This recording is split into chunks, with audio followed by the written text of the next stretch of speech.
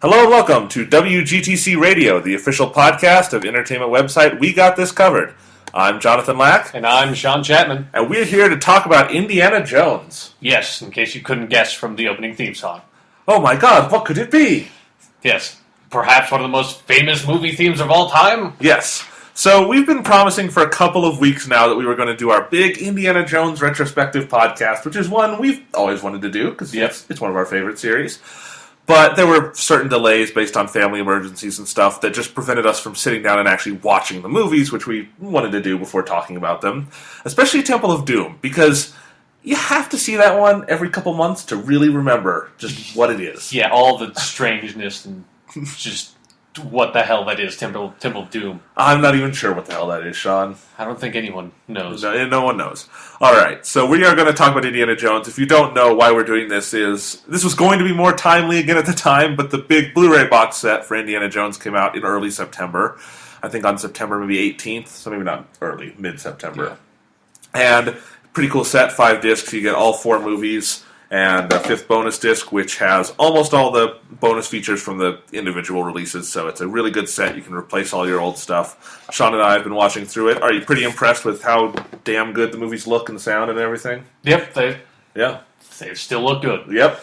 It's pretty great, because I've seen these movies probably more on 35mm than on DVD or VHS, because I like to just go see them when they're playing in theaters, and local theaters will play them for a night or something. That's always really fun. So it's really neat to see them this way and just see how well they've captured the look of the films. And really, George Lucas obviously is the kind of guy who would probably want to make these look more digital, but Steven Spielberg really respects how his movies originally looked, and so they really do look like film. They're grainy.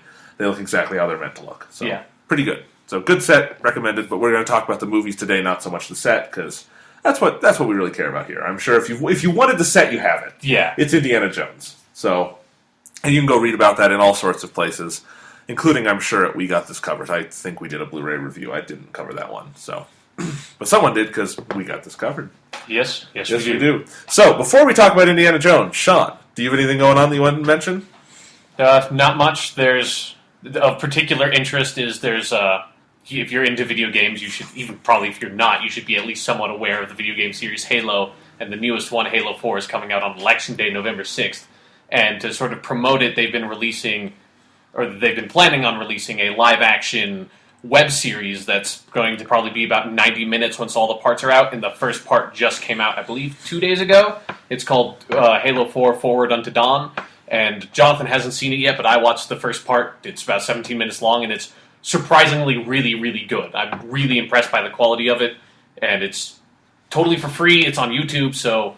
You can even watch it on your Xbox. I think there's a link right there on the homepage, and you just click it. So, yes, and we will talk about the whole thing when it's done. Yeah. There's probably going to be 4 or 5 parts, right? Mm-hmm. And so when they're all out, we'll talk about it probably on one of our Halo casts coming out later this year as Halo 4 approaches. I did not remember, Sean, that Halo 4 was literally coming out on Election Day. Yeah, it's Election Day. Okay. I'm glad I got a mail-in ballot. Yeah, no, me too, because that was not going to happen. No. Priorities. I vote Master Chief every time. Oh, yeah. You want to talk about experience? He saved the fucking universe from Covenant and Flood. Yep. Any other candidates say that? No. If he were in the debates, he wouldn't even talk. He'd just have to look. Yep. Yeah. Or Cortana would make the points for him. Yeah. In any case, excited for Halo.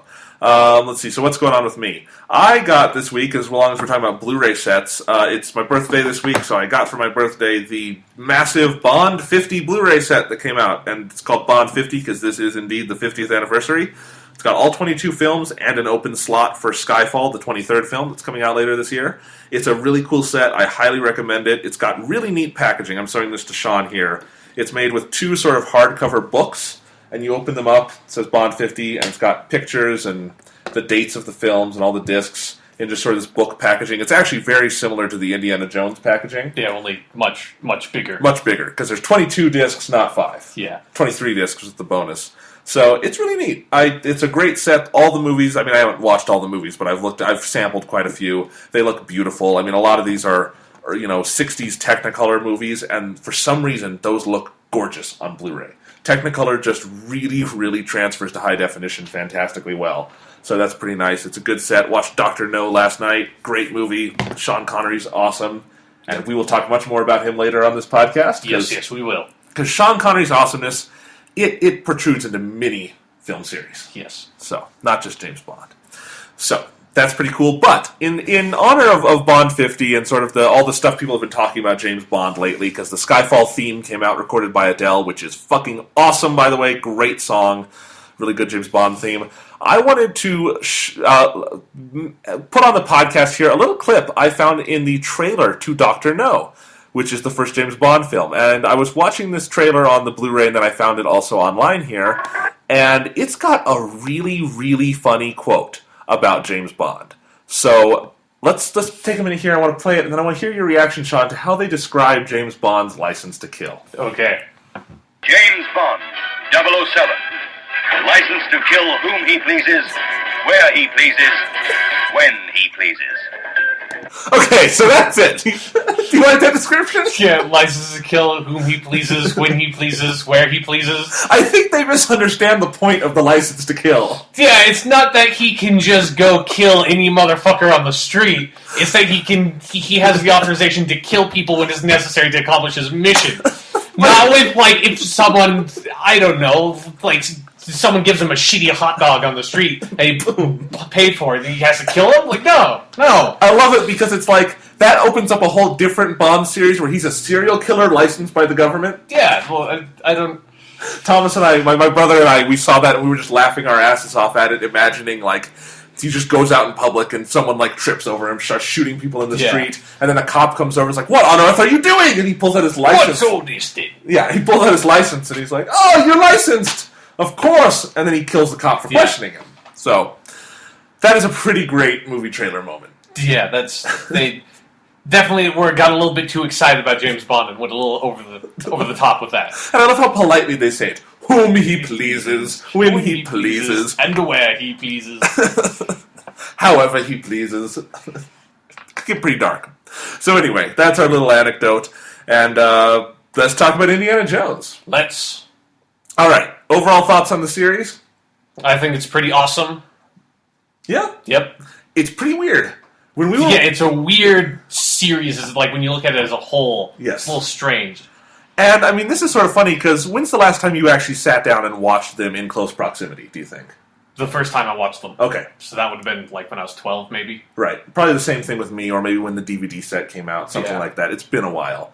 But it was really fun to watch them in close proximity, I think. Because you kind of get this weird whiplash with them, where Raiders is a really great movie, and it kind of exists in an island unto itself. Yeah. And then you watch Temple of Doom, and it's like something out of an alternate universe. Yeah, it's a completely different kind of movie. Yeah, it's completely different, makes no sense. You're done with it, and you feel like you were sleeping, you dreamt the movie, it couldn't have actually happened. The only way you know it existed is you're holding the case, and you're it's tangible. And then you watch Last Crusade, and they're basically scrambling to make another Raiders. Yeah, they go immediately back to the Raiders style of things. Yeah, with a little more humor thrown in. And just so you know, we're going to mention Kingdom of the Crystal Skull at the end, but we're really focusing on the trilogy here. Yeah. Because I think, for one, everyone's got their minds made up on Crystal Skull. I don't think there's much more we can say about it, especially because, to me, and Sean, I think your opinion pretty much matches mine, I don't have much to say about it. It exists, it's fine, I don't think it's that good, I don't think it's bad. Yeah, I definitely don't have the sort of reaction that most people have, or most Indiana Jones fans have, that it's a wildly different movie, it's just terrible, it just betrayed the entire series or anything like that. I think it's just... I think it's a pretty lackluster follow-up, I think it's just the most boring movie out of the four. So. Oh yeah, it's got nothing... And we're going to talk about that later, is that with Indiana Jones, kind of what we like about it is how interesting and out there the movies can be. Yeah. And Kingdom of the Crystal Skull, that's where it fails for me, is that there's really nothing... It doesn't really offer anything interesting or new or revelatory, which... Temple of Doom, man. you want a new experience? Watch Temple of Doom. Yeah. It's like nothing you've ever seen. Even if you've seen it before. Watch it again. Yeah. Yeah. Because you will have forgotten, half the stuff in that movie. I don't know why. Temple of Doom just has that effect on you, where you watch it and you're like, what the fuck did I just watch? And then when you, the next few days later, you think back on it, it's like, the movie wasn't like that. That couldn't have been. Yeah. It's like repression. You're slowly putting it back down until you experience it again. Yeah. But I think that's probably the movie we'll spend the most time on because it's fun. Yeah, probably. But first let's start with Raiders of the Lost Ark. So this was sort of Steven Spielberg and George Lucas's attempt to make a throwback to sort of the serials of the 1930s and 40s, adventure movie, just as Star Wars was a throwback to, sci-fi serials. This was the other idea George Lucas had, but definitely made with Steven Spielberg's hand. Yeah. And what can you say about it? It's one of the greatest adventure movies ever made. And it's a spectacular introduction to the character. Yeah. Yep. Yeah. So, what do you have to say about Raiders? What you just said. Okay. Yeah, Raiders, it's an awesome movie. I'm just going to mention this now because we just discovered we have a rift in this. My favorite one of the series is Last Crusade, and yours is Raiders. Yes. Yes. I mean, Raiders, we did our big top 10 favorite movies of all time for the pilot episode of this podcast. And it's number, I think, 8 on my list overall, right below Blade Runner. It's one of my favorite movies of all time. It's just got that effect where I kind of love every single second of it. You all know the story. Indiana Jones goes searching for the lost Ark of the Covenant, and the Nazis are on his trail and the trail of the Ark, but he manages to overcome them sort of again and again until he doesn't overcome them, and then spirits save the day. Yeah, melt some faces. Melt some faces, and then he and Marion go off to lead their probably horribly dysfunctional love affair. Well, maybe, because you don't see her again until fucking a few years ago. Well, we know he knocks her up and then leaves her with a kid. And yeah. Poor Marion. All weird stuff with Marion. Weird stuff with Indiana Jones and love interests. Well, all the love interests in Indiana Jones are pretty much just victims of him. Yeah. I mean, we may not like Willie Scott all that much, but she doesn't deserve what she gets. No, nobody deserves that. Yeah. All right, so I think this is where we want to take the discussion with Raiders, I think people forget, because Raiders is such a good and universally beloved movie, it's got a lot of wacky stuff in it, too. Yeah. And I think where we need to start this discussion, because this is the first Indiana Jones movie, is where we meet the character, is, Sean, in your understanding of archaeology, do you think Dr. Indiana Jones is a good archaeologist? He's the fucking worst archaeologist ever. I mean, he's not an archaeologist. That's just, no. He's so far away from archaeology, it's incredible. Explain. Well, okay, I mean, archaeology I agree, archaeology, it's a painstaking process. You go on expeditions, and you catalog everything you find. You do one dirt layer at a time. You carbon date everything. It is extremely deliberate and an extremely time-consuming process because you don't want to contaminate anything, you don't want to destroy anything, and you don't want to accidentally not record something so you have a missing piece of data. That's what archaeology is. What Indiana Jones does is he goes in and pilfers artifacts from ancient tombs and tends to destroy everything in his path. I mean, every single movie he ends up destroying a priceless artifact. Yes, or many priceless artifacts. Yes. Culminating in Last Crusade, where he destroys the ancient city. Yeah, one of the ancient wonders of the world, the ancient city of Petra, gets sunk into a sinkhole in the ground. So, I mean, there is sort of this funny alt narrative of Indiana Jones where you can kind of view it as he's like this bumbling grave robber. I mean, that's basically what he is. And it's very fun to watch it that way. I mean, one of the best scenes in Raiders, or in the whole trilogy, I think, is the opening scene where you first meet Indy and he's got that great adventure he's going to find the golden idol. Yeah. And we have some logical issues to talk about here. Oh, there's so many logical issues. But we should also talk about just his approach to archaeology here is just kind of to barge his way in, let people die, kind of like set off some traps, get in, just steal the idol out of this religious tomb, and then run out and destroy everything. Yeah, I mean, first of all, I love how presumably most people don't know that tomb even exists, right? I think it's safe to assume that, or else someone would have taken the idol by now. Yes. And so, first of all, the whole tomb is an archaeological artifact. The whole tomb should be treated as, okay, we have a whole team of people, not just one asshole and Alfred Molina and like a couple of other native people he's strung along that get killed. It's like you have a whole team of trained professionals, and you treat the entire thing as an archaeological site. You don't go barging in looking for one single artifact when the entire thing is full of artifacts. The architecture itself is an artifact that needs to be preserved and recorded. So, agreed. Yes, that's the first significant error in his ability to be an archaeologist. The most tragic thing to me is that not only is he an archaeologist, but he teaches archaeology. Yes. He's a professor at the university. We'll get into the professor scene in a bit, because it's a fun scene to talk about. But first, I do want to mention the all the traps that are there. You have an issue with sort of how did these ancient people... Yes. I mean, yeah, I love the first trap you come across is what it's like. You have to, if you break a beam of light, it's like all these spikes come out of the walls. Oh, like what? How did they have some sort of photoreceptive material that detects when light is hitting it or not? It's this ancient South American civilization, and they can detect when a beam of light has been broken, and then also have the mechanical know-how to create the spikes.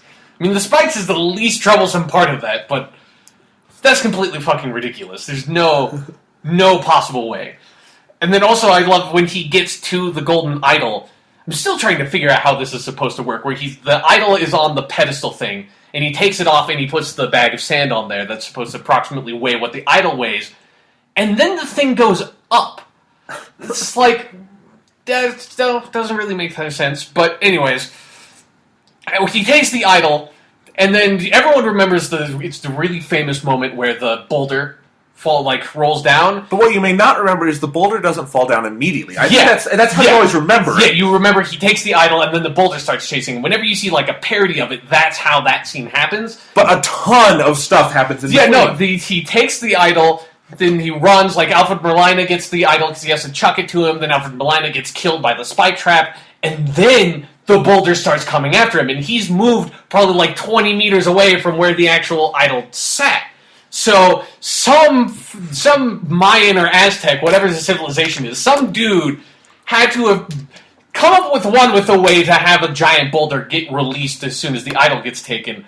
But not as soon as the idol gets taken. He had to put in a time delay for precisely whatever he thought, like 30 seconds it would have taken for a person to get to that point. And had to have somehow come up with some way to do that so that the boulder would start chasing after them. Yes. We don't know how it works, but I mean, that's the thing about Indiana Jones. We're going to point out a lot of stuff like this that never diminishes the fun. That's part of the fun, is saying, how the fuck does this stuff work? And I think it's part of why, when we're going to get to this point later when we talk about Crystal Skull, is we don't have any issues with the aliens. Oh, yeah, that's... People who think that's gone over the top are not watching these fucking movies. Yeah, every moment of Indiana Jones is over the top. And ridiculous. Intentionally so, right? I mean, I think some of the things Steven Spielberg probably didn't think about the weird boulder thing when he made it. Yeah, probably not. But it's not a detraction to the movie. It's part of the fun, I think. Yeah. So, anyway, that opening scene is great. You just get such a great sense of who Indiana Jones is and what a bad archaeologist he probably is overall. Yep. Then he goes back and starts teaching, and we learn that all his students are in love with him. Yeah. Even apparently the male students, because you've got like the one guy who's sort of like, he's got his hand or his head in his arm and he's sort of like sighing, looking at Dr. Jones. Yeah. And then you've got the woman who has "Love You" written on her eyelashes. Fucking creepy. I think she's a stalker. Yeah. She's really out of place in 1938. Like, you just don't... When I think about 1938, I don't think about some girl having a hots for their teacher and then writing "I love you" on their eyelids so you can see it whenever you blink. Yes. I will say, one of the few things I do like about... Or, well, not one of the few things. One of the things that surprisingly is actually pretty accurate in the professor scene is... Most scenes when you see people teaching in movies, it seems like, so you come into the scene and it's like they're starting a lecture, but then the bell goes off. Yeah. When they do this scene in Raiders of the Lost Ark where he's giving his lecture, he is actually in the middle of a lecture. I like that. Like, he seems like he's near the end of it and he gets cut off, instead of being like, archaeology is, and then he gets cut off. Yeah. Like, what was he doing for the first hour and a half of that? Regaling them with tales of how many people he's killed. I mean, that's what we got to talk about, right? Is, does he tell his students, like, man, this weekend I killed so many Nazis? It's unbelievable. There's one time I was in India, I ran into this blood sacrifice, Kali, all this stuff. It was fucking crazy. And then the guards came and we wiped out pretty much a whole religion. It was, I mean, we slaughtered just dozens and dozens of just native people in India. It's fantastic. I kidnapped this white chick, banged her a couple times, left her in an Indian village. Yeah, I just dragged this Chinese orphan around with me all the time. Nice kid. Yeah. Wish I had him here. He could grade my papers.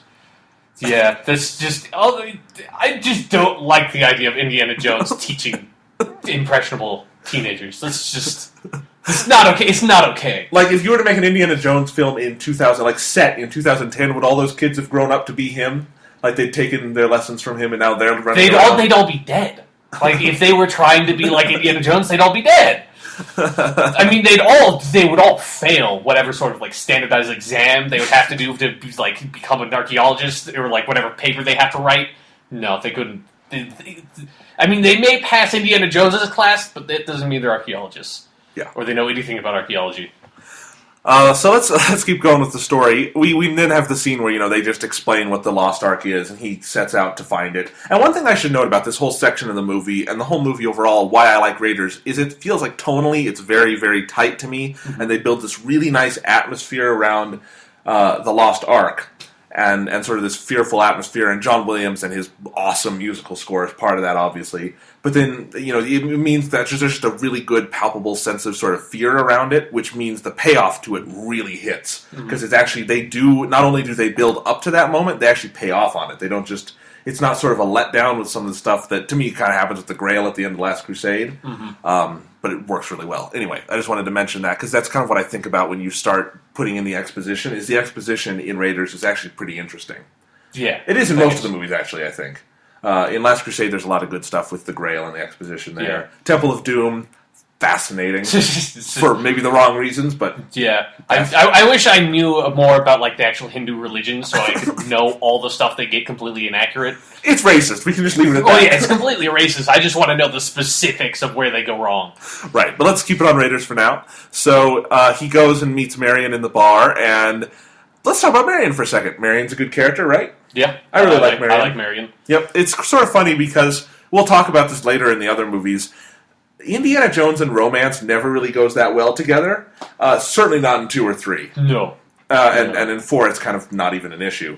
But in 1, it's sort of funny because I think there is a really good romance at the heart of it, but it's got some undertones to it. It's got some really creepy undertones. So go into it, Sean. Well, I mean, it's really hard to go into because it's really vague, but they talk about how Indiana studied under, what was his name, like, Abner Ravencroft? Abner Ravenwood. Abner Ravenwood. Sorry, I was so far off from his crazy warlock name. Yeah. I love that, Abner Ravenwood. But yeah, he was a student of Abner Ravenwood, and Marion was his daughter. And there's this really creepy little sense that they're talking about how Indiana had a relationship with Marion, but when she was underage, is what it sounded like they were talking about, when she was, like, way too young to be having a relationship with Indiana. And then he left, and that's why Marion's so pissed off at Indy, because he was sort of her first love when he was way too old to be her first love, and then he left. Totally creepy undertones. So let's... Really creepy. Which makes it even more creepy when all of his students are totally in love with him, because you know he has no qualms about that kind of stuff. Do you want to do some math here and see if the ages work out? Sure. Okay, so let's assume that...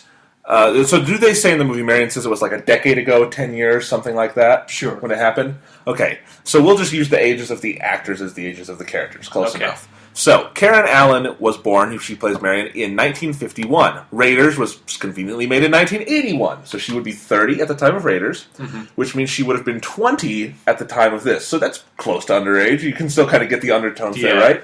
And then Harrison Ford would have been born in 1942, again, pretty convenient for math, so he would be about 40 at the time of Raiders, which means he would have been 30 when he was macking on this 20-year-old girl. Yeah. So the math kind of works out with your theory there, Sean. Yeah. And that's is the thing. Harrison Ford does not look old by any means in Raiders. Compared to Karen Allen, who looks pretty young in Raiders, there is an age gap there. Yeah, no, there's definitely an age gap, and that age gap is written into the script. Like, there's definitely there's a hint at that there being some sort of creepy, underagey thing going on there. And we do kind of see throughout the series that Indy and sex just don't really go well together. He has kind of a sadistic... He's really creepy in like, that section of his life. It's really disturbing. I mean, we have sort of the classic, iconic romance scene in Raiders is the... it's not the years, honey, it's the mileage scene. Yeah. But even then, it's kind of... And that one's sort of the only tender scene in Indiana Jones. Mm-hmm. There are a lot of others that have sort of a physical, aspect to it, or a sort of abusive physical aspect, that are a little creepier. Again, when we get to Willie Scott, lots to talk about there. Yeah. And then the scenes with Elsa in Last Crusade, which, my fucking God, are they awkward. Yeah. Little awkward. Yeah, pretty awkward. But we like Indy and Marion together. They make a really good team. I think, really, she's the only one who has great chemistry with Harrison Ford in the series in terms of male-female. Yeah, I agree. And they have some really good scenes together. But anyway, they go to Cairo together, and there's the great street chase. And here's another issue I want to talk about, is that he assumes... So there's the whole scene where Marion, we think she's dead. There's a lot of jokes we can make from this. Yeah. First of all, why does he just assume it? Like, he doesn't see a body, he just starts going and drinking with the monkey. Yeah. This whole sequence is so weird because I did not remember that he thought Marion was dead for like half of the movie. There's no particular reason to think that she was dead for half of the movie. They really just didn't have anything for Karen Allen to do, so write her out for half an hour. Yeah, just kind of move along with the plot. Yeah. And bring her back in. But there's the great moment where we have Sala, John Rhys Davies, who we'll talk about more in a second, because he's awesome, in this movie at least. Well, he is in movie 3, too. John Rhys Davies is always awesome. Yes. So, Sala has the best reaction to death ever in any movie. It's perfect. He comes up and Indy's just had this really intense confrontation with Belloc where he was kind of suicidal because of what happened to Marion. It's actually a really good dramatic scene. Yeah. Well played by Harrison Ford. And as he's loading all the kids into the car, he says to Sala, Marion's dead. He says, I know, Indy. Life goes on! Life goes on, Indy! And then he starts singing, I think. Yeah, he does. Some sort of... It sounded like an English folk song, even though he's supposed to be Egyptian. He's the Egyptian with the really thick northern British accent. Yeah. So, that's great. Just that whole thing of life goes on. And then Sala just... It's like Sala doesn't give a fuck. He's like, yeah, it's okay. Yes, life goes on. And you could apply that to, like, so many moments in Indiana Jones, just make that joke. Yeah. Like, when he sees Indy and Marion lowered into the Temple of Souls, he'd probably be like, life goes on! Life goes on, whatever. Who wants lunch? I'm cooking! Bring the monkey. Yep. Or the best moment, in Last Crusade, do you think he would say something like when Sean Connery gets shot, Henry Jones Sr., he would, like, see him get shot, and Indy would be really disturbed by it. He'd be like, oh, don't worry, Indy, life goes on. Life goes on. Let's leave the temple. It's okay. We love Sala. Let's talk a little more about Sala. He's such an interesting character. Yeah, he's, like, I'm kind of confused about why Sala. Like, why Sala is Sala. He's a weird sort of side character to have in these movies, especially to bring him back in the third one where he's not that important. Yeah, but he's sort of this awesome Egyptian dude who doesn't really resemble Egyptian people or talk like Egyptian people. Yeah. I mean, John Rhys Davies is very, very British. Yeah, he's definitely not Egyptian. No. I think we can easily come to that conclusion. But he's supposed to be Egyptian. It would have made Lord of the Rings a really interesting movie if John Rhys Davies had been Egyptian. Like an Egyptian Gimli running around. But anyway, so he's he's this northern African person who's really northern British, and he's got apparently a really successful digging company in Egypt. Yeah. He's been contracted by the Nazis, but he's very, very good at evading them. I mean, he's a useful character to Indy. Yeah. He really is kind of the hero of that second. I mean, he doesn't go on the truck chase or go into the Well of Souls and all that, but infrastructure-wise, Sala's got it covered. Yeah, if Sala wasn't there, Indy would have been screwed. Totally. I mean, that's sort of the thing about Indiana Jones. He's got friends in high places all over the world, except in the places where he doesn't, like India. He doesn't have friends in most places, actually. It's basically just Sala. Sala. And Marcus Brody. Those are the two friends that Indiana has. Well, I think that's kind of funny, because I get the sense in Raiders that he has friends in other places, because he can just go to Egypt and he has Sala there. I'd assume he could go to other places and have people there, like he's got his pilot down in where he's getting the Golden Idol and all that. He brings people along. Again. Right. But it's kind of funny, we come back to Last Crusade and he has to just call Sala again. Sala and Brody again. He's just lucky that the only friend he has lives in Egypt, and he keeps on having to go back to Egypt. Yes. Not just Egypt, and specifically Cairo. Yep. So do we want to speculate as to what was the origin of Indy and Sala's relationship? That's something I've always been kind of curious about, how exactly they just met. I assume Sala was part of an architectural excavation for some sort of ancient Egyptian artifact, and then he just destroyed it. And that's how they first met. Yes. That has to be what it was. And Sala, he probably lost a bunch of men in the operation. Yeah. Lost a lot of money, but then he just said, life goes on. Life goes on. And he's like, do you want to be friends? And then he's like, sure. Yeah. Fuck it. Life goes on. So Sala's pretty cool. So we can kind of conflate the entire middle section of Raiders which is a really good part of the movie, but it all just leads into each other, and the pacing here is so fucking flawless. I mean, Steven Spielberg, just as a director, this to me is like the height of his craft. All of Raiders, but this section in Egypt is really tight, where you go from the street chase to them figuring out, the Staff of Ra, and you have that great scene in the Lost City where he finds the location, where somehow laser beams. I love how it's not just like it's a focused beam of light from the crystal, it's a fucking laser. It looks like it's going to light the place on fire. Yeah, it really does. So you got the laser beam, he finds the Well of Souls, we go into the Well of Souls, he lights a bunch of snakes on fire because he's a maniac. Yeah, and... Jesus, let's just talk about this right now. What the fuck is it with these movies and these massive piles of animals? They're in every single one. In the first one, there's the massive pile of snakes. And there's just snakes everywhere. They're all different types of snakes. Yeah, and they're just living on top of each other. It's insane. There's no possible way that could happen in real life. And we know that because in real life when they did that, half the snakes died. Yeah, because you're not supposed to just throw mountains of snakes out of the bottom of a fucking soundstage and expect them to just live. They need food and water, those sorts of things. Yeah, and space. You have to have a certain amount of space. If you're that close up, it's like you're going to get diseases. It's like you don't have enough room to move. Like the snakes are going to start fighting each other. Those snakes would all be fucking dead. There's no way those snakes would have been alive, especially at the bottom, in the movie, at the bottom of this ancient tomb that they've now excavated for the first time in like 3,000 years. I mean, assuming that, well, we don't have to assume. We know snakes are cold-blooded, but assuming that place gets cold in the winter... Yeah, all those snakes would be... There would not be any snakes there. Yes. For Indy to just sadistically light on fire and then just completely, sort of just pass by the fact that he just did that. Yes. And also the fact that the snakes would not have done anything to the people down there, but whatever. Okay, so second movie we have the massive piles of insects that are just they go into the cavern at the side of the palace, and there's just like 1,000 different species of insects, and there's just millions and millions of them just piled on top of each other. Again, there's a reason why you don't just go walking down the street and there's just mountains of caterpillars just on the sidewalk, because animals don't live like that. You need to have space, you need to be able to get food and water. Ecosystems do not develop in such a way that you just have thousands of animals in a cramped, tight space living just off on their own for God knows how long for them to be uncovered in architectural excavation. And they also sort of weirdly bypass the fact that if the floor is made of insects, their feet would be pretty fucked up when they're walking over them and just smashing thousands of insects.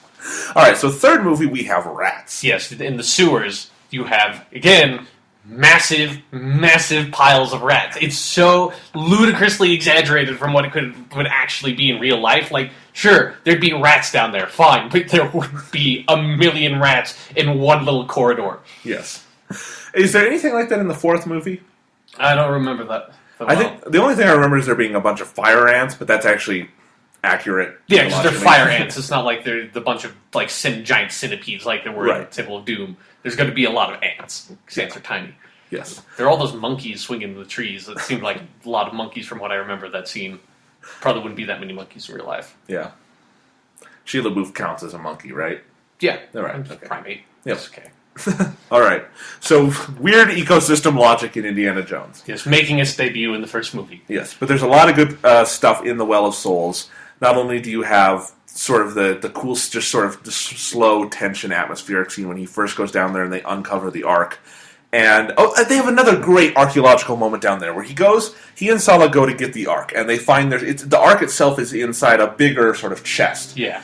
And this chest has to be thousands of years old. It was made by the people who put the Ark there. It's an archaeological find unto itself, right? Yeah. And he and Salah lift up the lid and smash it over the side. Yeah, and I'm pretty sure it breaks too, right? It does. We see it break. So, destroy an archaeological artifact? Yep, fucking fantastic. Just destroy every scientific piece of evidence and whatever you want. Just destroy all of it.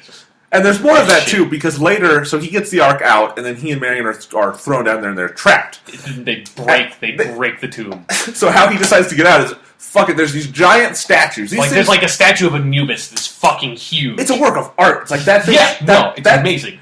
Indy likes to say, this belongs in a museum, that belongs in a fucking museum. It's amazing. Yeah. And he smashes it and breaks the wall, and then they break all these skeletons and things. Yep. And just break their way out, leaving a pile of destruction in their wake.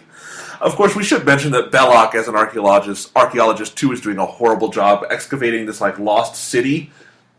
Yeah, no, they just that should be like a 20-year archaeological dig. But at least Belloc is the villain, and he's just trying to look for the Ark of the Covenant. Right. Indiana Jones is an archaeologist. You're supposed to be rooting for him. He says several times this stuff to the effect of this belongs in a museum. He's trying to preserve artifacts. He's not doing it for his own glory, even though he kind of says that a few times. He's trying to uncover artifacts and give it to a museum. But he destroys everything he finds and touches, and it all crumbles to dust.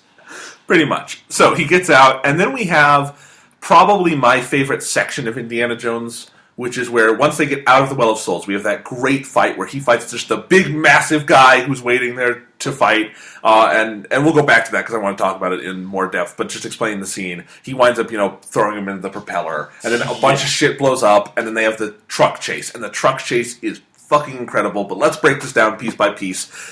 Indiana and Marion run out and they go to the plane. Now, I don't know why they go to the plane, because they don't really do anything with the plane. Yeah. Intentionally. Marion gets stuck because she's an idiot for those 5 seconds. She just loses her mind. Yeah. And gets stuck in the airplane.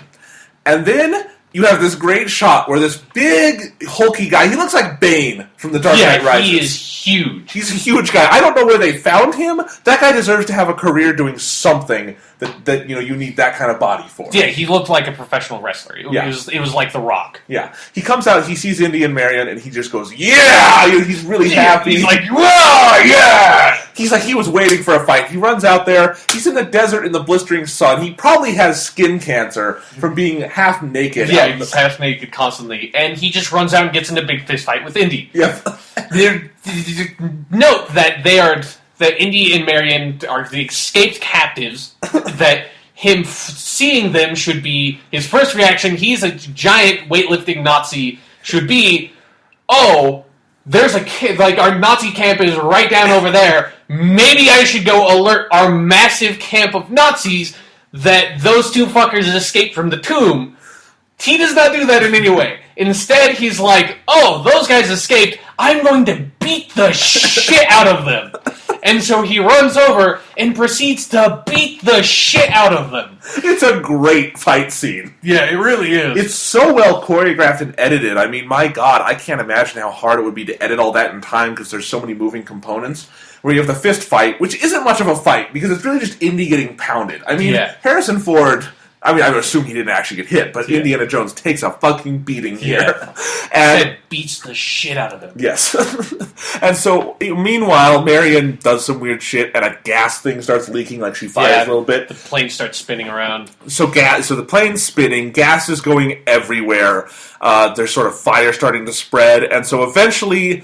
they concoct a scenario where, Indy sort of pushes... He doesn't push the guy's just standing there ready to fight, the propeller gets him, and... If they had actually shown that would be like the goriest moment. Yeah. He just gets caught in the propeller. That would have given Indiana Jones an R rating right away. Yeah. They had shown that.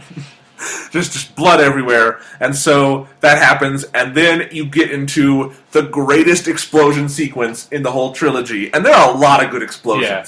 In fact, do we want to address this really quick, that in Indiana Jones, basically... Okay, Sean, you're playing with a pencil here. Yes. I'm going to drop the pencil onto the table. If this were Indiana Jones, what would happen when I do this? Kaboom! Yeah, no.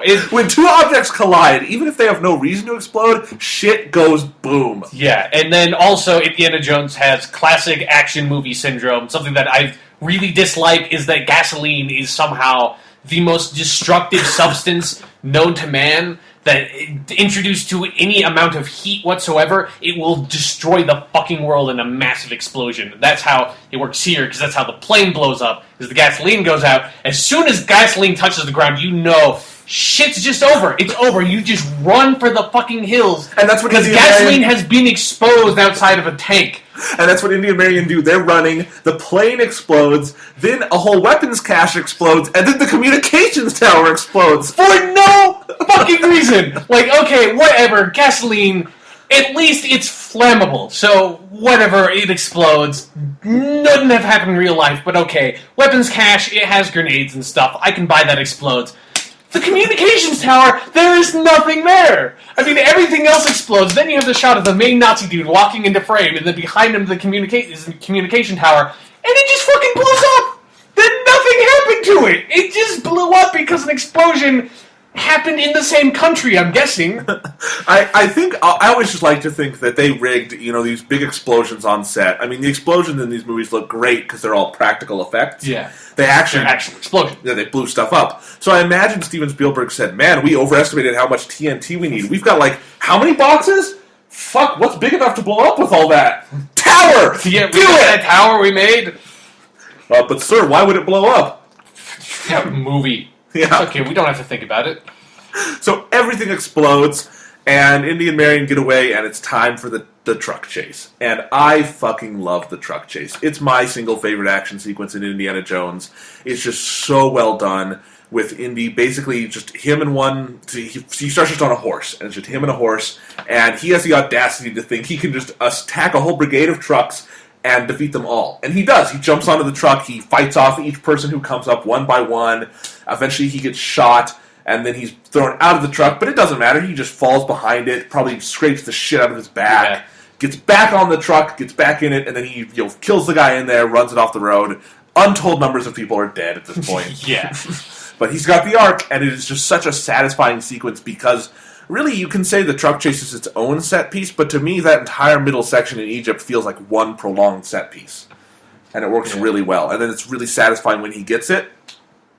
Which makes the stuff on the ship after that a little unsatisfying that the submarine just comes and steals everything. Yeah, but I do have to say my favorite part about the truck chase is that really awkward moment of time after he hijacks the truck for the first time, but there's still all the troops in the back, and they're just kind of sitting there for 5 minutes, and then they decide to get out and try to go get him.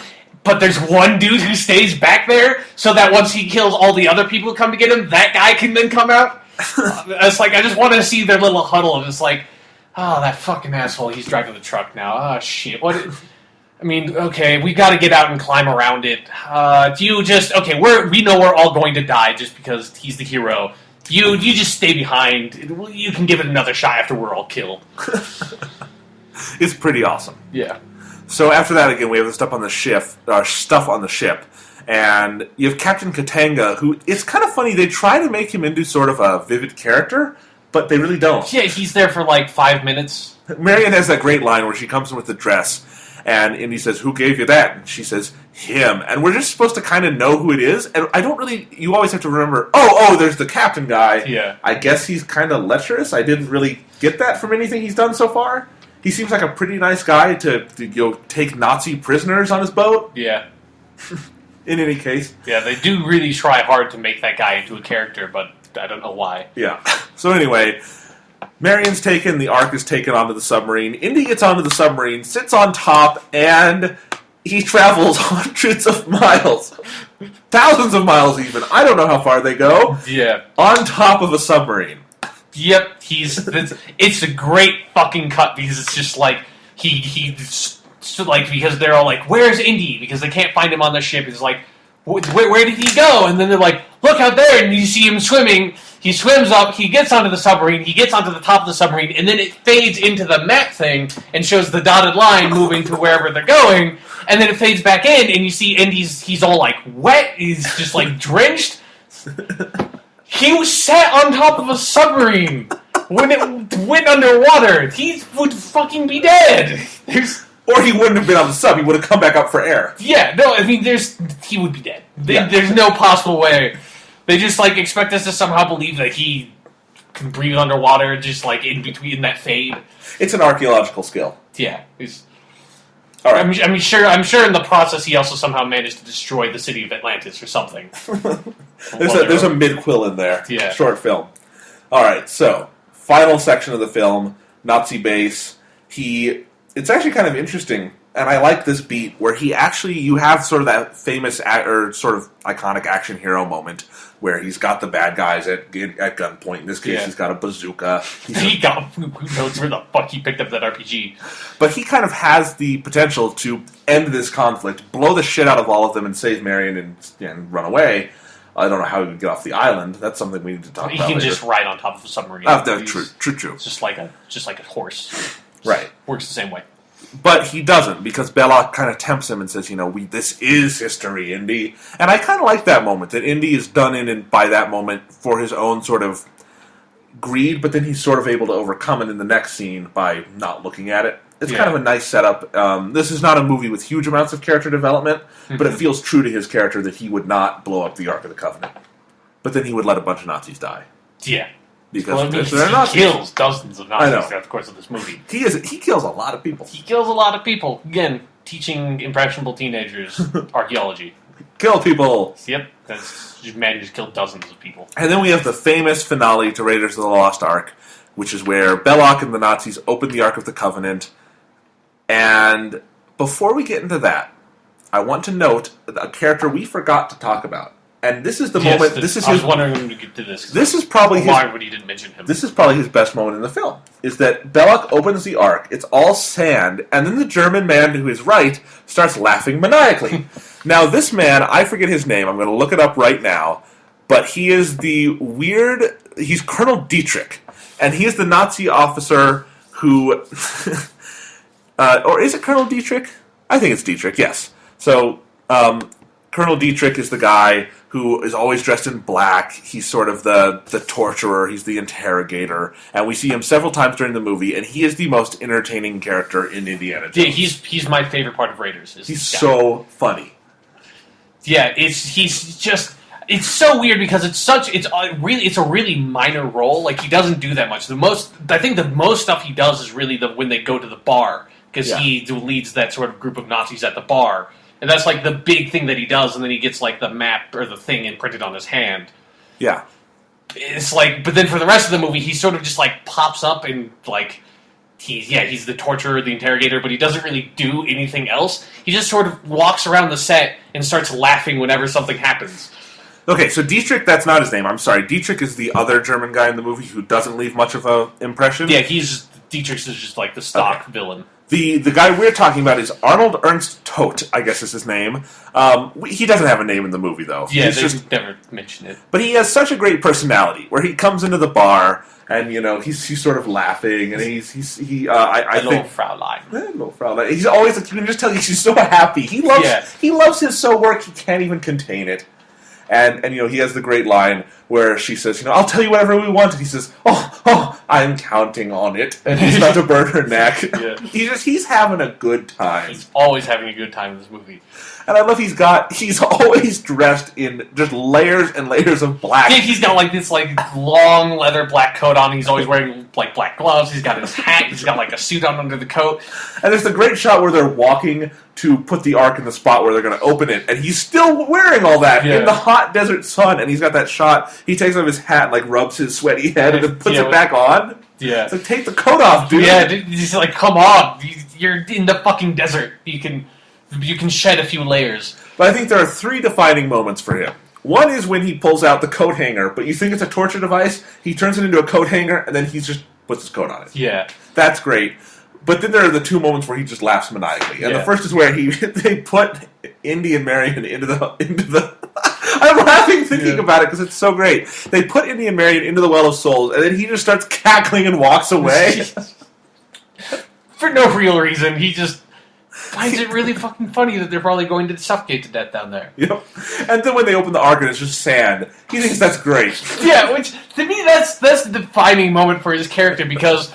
like, up to that point, he's been kind of crazy and laughing and stuff. But this is what the entire mission was supposed to be about. And then once Belloc opens it up and, like, it's filled with sand, and the dude just starts laughing, and, like, he doesn't give a shit about any of this stuff. He just wants to torture people. That's the only reason that dude's here. He doesn't give a fuck about the Ark of the Covenant, and he thinks it's fucking hilarious that the mission failed. So it's like, and it just gives you this impression that if Hitler himself had been standing there and opened up the Ark of the Covenant, the dude still would have laughed his ass off, probably even more. Even if they would have shot him, he'd have died laughing. Yeah, he would have just thought it was fucking hilarious.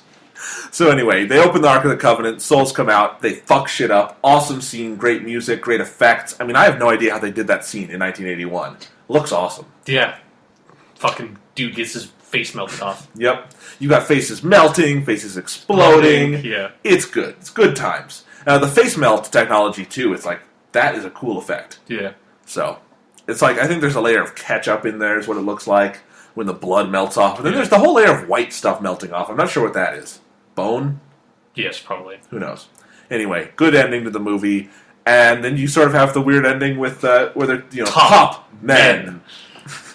And Indy's kind of mad, and he and Marion go out to dinner, and I assume it's going to be a really shitty dinner for Marion because Indy's distracted and mad. Yeah. And then you get the birth of the X-Files, where the dude's just, like, taking the, like, big crate through the just giant fucking warehouse filled with crates. And that's how the movie ends. And I've always wondered, what exactly is that meant to be implying? Like, what is all the, like, what the fuck does the government have down there? Just, like, thousands of Arks of the Covenant? Who knows? Who knows? I mean, I guess because they establish it as being Area 51 in the fourth movie, but Area 51 wouldn't have existed in the 30s. No. It's post-World War II, man. Yep. Get your shit straight. Indiana Jones movies. All right. So that's Raiders of the Lost Ark. Do we have anything else to say about it? I think we missed a critical point, but this is like a running theme for the other Indiana Jones movies, but we skipped over the Looney Tunes. Oh, yes. I think, because that's something that most people forget about the Indiana... It's something I had forgotten about the Indiana Jones movies until I rewatched them. It's something I think should be addressed in some way, is the Looney Tunes. So, Steven Spielberg, it should be said, has an incredibly simplistic sense of humor. Very childish, one might say. He just likes physical humor. So he puts... Really cheesy physical humor. So he likes just injecting his films, and it's particularly these Indiana Jones movies, with sort of cheap physical gags. And I think the defining one in Raiders is Marion is getting chased by the bad guys in Cairo. Yeah. So she finds a pan. And she's like, oh my god, I just got a pan. And the other guy's got a knife. And she's like, she runs away, runs into a door, like an empty door. Yeah. Or hall. And then the guy comes in, we hear the BLAM! Yeah. And then she falls over, she pulls his body in, and she runs out. That, I've seen Daffy Duck do that. Yeah, that is literally a Looney Tunes joke. Yes. And it feels totally fucking out of place to me. Whenever, because there's the other one when they're on the boat and she smacks him in the chin with the mirror. Oh, yeah. That's like, what the hell is that? Like, why are those jokes in there? I don't understand. I don't understand those parts of the movies. They make very little sense. They make so little sense. They're so completely out of place amid like the high action, like the people just getting killed, all the like crazy mystical stuff, and then like physical jokes. Yeah, you get hit in the face with a frying pan. It's funny. It's just that's what Steven Spielberg likes to do. Who knows? Maybe in the Abraham Lincoln movie, Abe will like slip on a banana peel. Yeah. It's just like, I mean, Steven Spielberg, he should just go all out and just do, like, Looney Tunes skits, like, full-on skits, like, just remake cartoons in his movies. Like, do, like, the Abraham Lincoln as, like, Daffy Duck as, like, Robin Hood, and doing the whole thing where he fights Porky Pig as the friar. Just do that. Just do that in the movie. Just get it out of your system. Abraham Lincoln, like, that's how Abraham Lincoln gets killed, is he's, like, fighting Porky Pig. Alright, so Raiders of the Lost Ark. Now we enter the best part of this podcast, and that is going to be discussing a little movie called Indiana Jones and the Temple of Doom. So, I think the best way to describe Temple of Doom is that if you're going to watch it, you have to watch it in the right way. If you're going to judge it as an Indiana Jones movie, as like one of these films that we view Indiana Jones as being, like Raiders or Last Crusade, it's not going to work for you. If you want to view it as a film itself, like a Hollywood movie that you are sort of familiar with the style of, it's not going to work that way either. If you want to view it just sort of as a film that could feasibly exist in this dimension, it doesn't really work. Because Temple of Doom exists in its own bubble. And that bubble exists outside of space and time and normal sort of film elements. It exists outside of racial sensitivity. It exists outside of logic or physics or anything like that. It exists outside of continuity within Indiana Jones, because there's no way Henry Jones Jr. could go back to his museum and just start teaching again after experiencing what he goes through in this. Yeah. And then supposedly this being a prequel, it's like it really colors the other movies. That it's like when you watch Raiders and realize that just like a year ago he went through all the shit in Temple of Doom. It's like, dude's messed up. He's got some issues. So, yeah, I mean, again, Indiana Jones acts nothing like Indiana Jones in Temple of Doom. He's basically Han Solo if Han Solo was even more misogynistic and abusive. Yeah. It's just an awkward film. But if you view it in that bubble, where it is an island unto itself, it is its own entity, I think it is perfect. At what it attempts to do, or not even attempt to do, at what it is the flawless representation of what it is.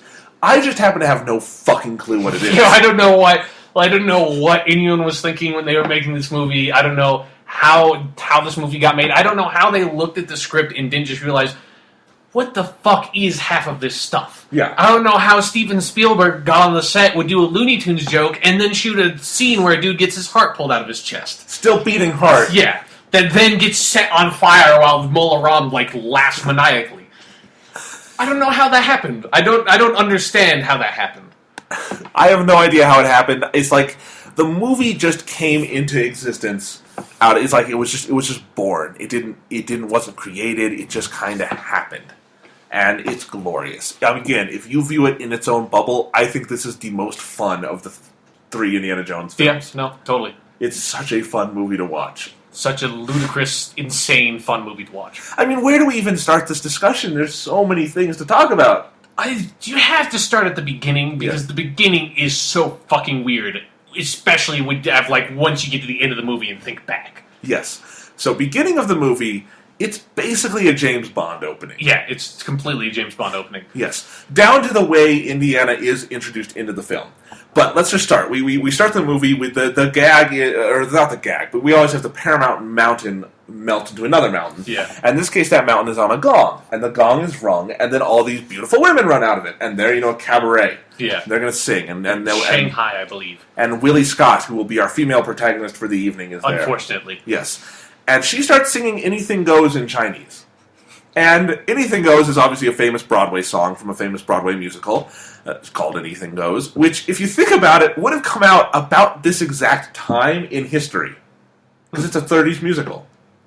It may even be anachronistic that it's there. Yeah, I don't know when I don't know. I have to look that up. My familiarity with the song Anything Goes extends entirely to it being one of the songs in Fallout 3. So, yes. That's it. It's awesome in Fallout 3. Yep. Okay, Anything Goes came out in 1934.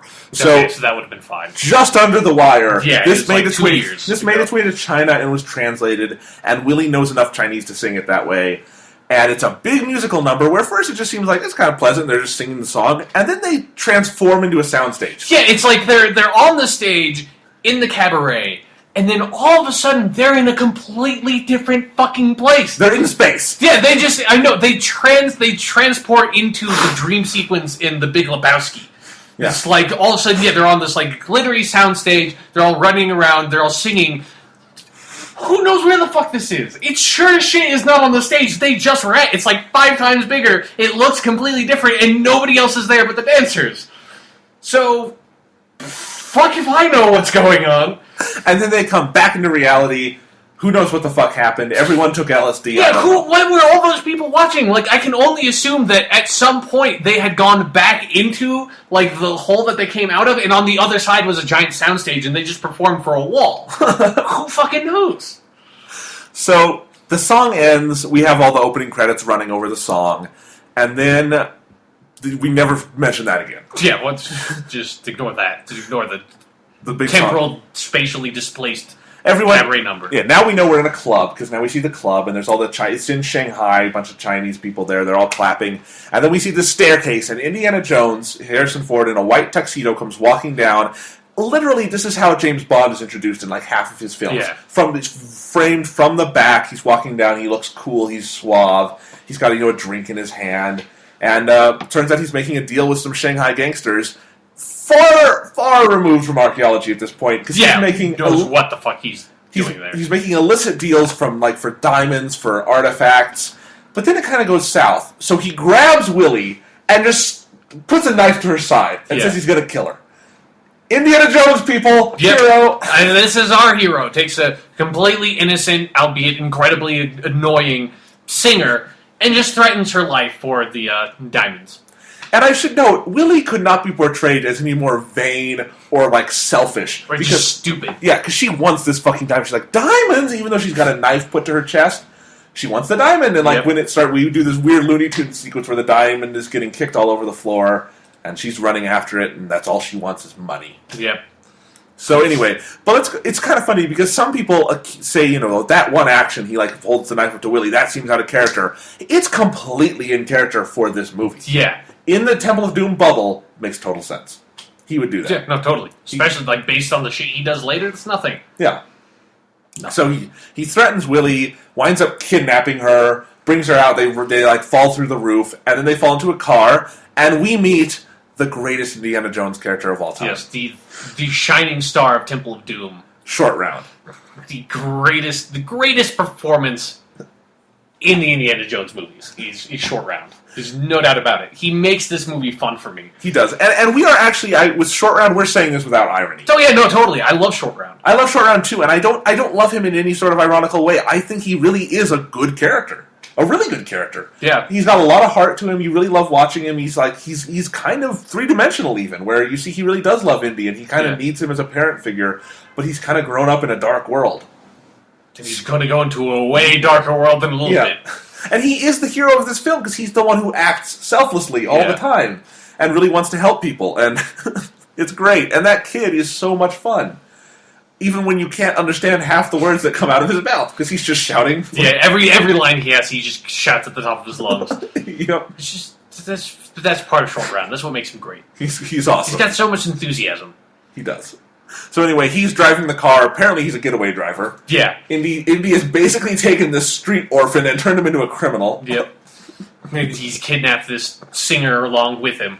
So they made him complicit in the kidnapping as well. Yes. So Short Round takes Indy and Willie. They drive away. There's a car chase. It's pretty cool. And then they get onto a plane, and there's a great gag here where he says, so long, Lao Tang! And then they close the door, and it says, Lao Tang. Because he owns the plane. And then the guy laughs maniacally, and we should mention that. Yeah, no, this is another running trait in the Indiana Jones movies. Characters laughing at the top of their fucking lungs for no reason whatsoever. It's so...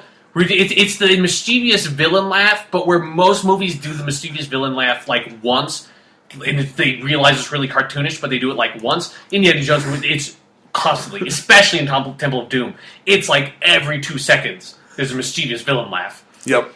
So, they're on the plane, and...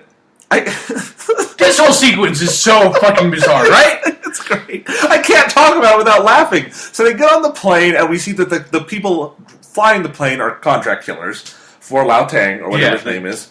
And instead of just kind of, while they're in the air, turning around, guy takes a gun, shoots all 3 people, they're done. Yeah, because they're all asleep on the plane at this point. Yes. Instead, they fly... We actually do the map thing, where they fly way the hell out. They're in the middle of... Yeah, they're over India at this point. Which, from Shanghai, is a pretty long way. Yeah. So they fly all the way into India, and then the guys, again, laughing their asses off, just get up. They walk out. They're very careful not to wake them up. Not to wake them up. They put on some parachutes, open the door, and jump the fuck out of the plane! This is like... That is the most stupid, roundabout way of trying to kill someone, is to get them on a plane, and then jump out of the plane while it's in midair, and you can just perfectly well just kill them in their sleep. You could throw them out of the plane, if you want. Yeah, you could throw their asses out of the fucking plane. Instead, not only do you not for sure kill them, because of course this is a movie, of course they survive, but you just jumped out of the plane with a parachute that's in the middle of fucking nowhere over a giant snow-covered mountain in India when you're supposed to be in fucking Shanghai or wherever. They're going to die. I mean, those 2 people will die. Yeah, probably. Because who knows how far away they are from civilization? We don't see them bring supplies. They're basically kamikaze agents with a flair for the dramatic. Yeah, it's like, what's the most ridiculous way we can both ensure our deaths and the deaths of these people on board? Fuck it, let's just jump out of a fucking plane. That's a great idea. So, then we get the most ridiculous survival method of all time. Oh, with a great Willie line here, where Indy and Short Round are working on how they're going to save the day, and Willie's in the front saying, "If they're here, let's find the plane!" I love it. There's that great. She's just like you cannot understand a word she says. Yeah. She's screaming at the top of her lungs. While Indy decides the best way to survive, instead of flying the plane, because he can do that. We learned that later. Yeah. He knows how to fly a plane. He takes a raft. Not even a raft. It's just a big yellow inner tube. Yeah, it's like this big inflatable sort of raft thing. And he wraps himself, Short Round, and Willie up in it. And then they just jump out. No, but you forget, I have to say, this is the only good Willie line. This is like the good Willie line in the whole movie. Actually, okay, there's another one at the very, very end. But I legitimately like this line when he gets to the raft. She says, "We're not sinking, we are falling." And I love that fucking line because it's like, yeah, no, you're not sinking. That raft ain't gonna do shit for you. But Sean, it saves their lives. No, they died at this point. The rest is just like a fever dream. As their bodies are just broken and they're lying with like hypothermia on the side of that mountain. And that's how the rest of the movie comes about. They died in this sequence. I think that's a perfectly fair explanation. It's better than it's as good as any other. Yeah. So they jump out. They haven't even inflated the raft at this point. They let it inflate in midair, which I don't know if that's even possible. No. Because they're falling down. The raft would not have opened up with the speed they were falling. There's no possible way. Instead, the raft just sort of opens up and they fall gently down to the ground on the side of the mountain. And suddenly they're in Colorado. Yeah, no, it's like you're very much on the side of this big sort of snowy mountain, and then it's like all of a sudden you're on you're going down like there's these rapids in Colorado out of fucking nowhere. Right. So they're sledding at one point, and they're rafting. There's water everywhere. They go off a giant cliff, another Go one, off the waterfall, and then they just land in water, and they're fine. Even though we see jagged rocks that would kill them all in an instant. And so finally they sort of make it to land and they're safe, and suddenly the scenery switches from Colorado to India. Yeah, now we're in India now. So. And very nice location photography.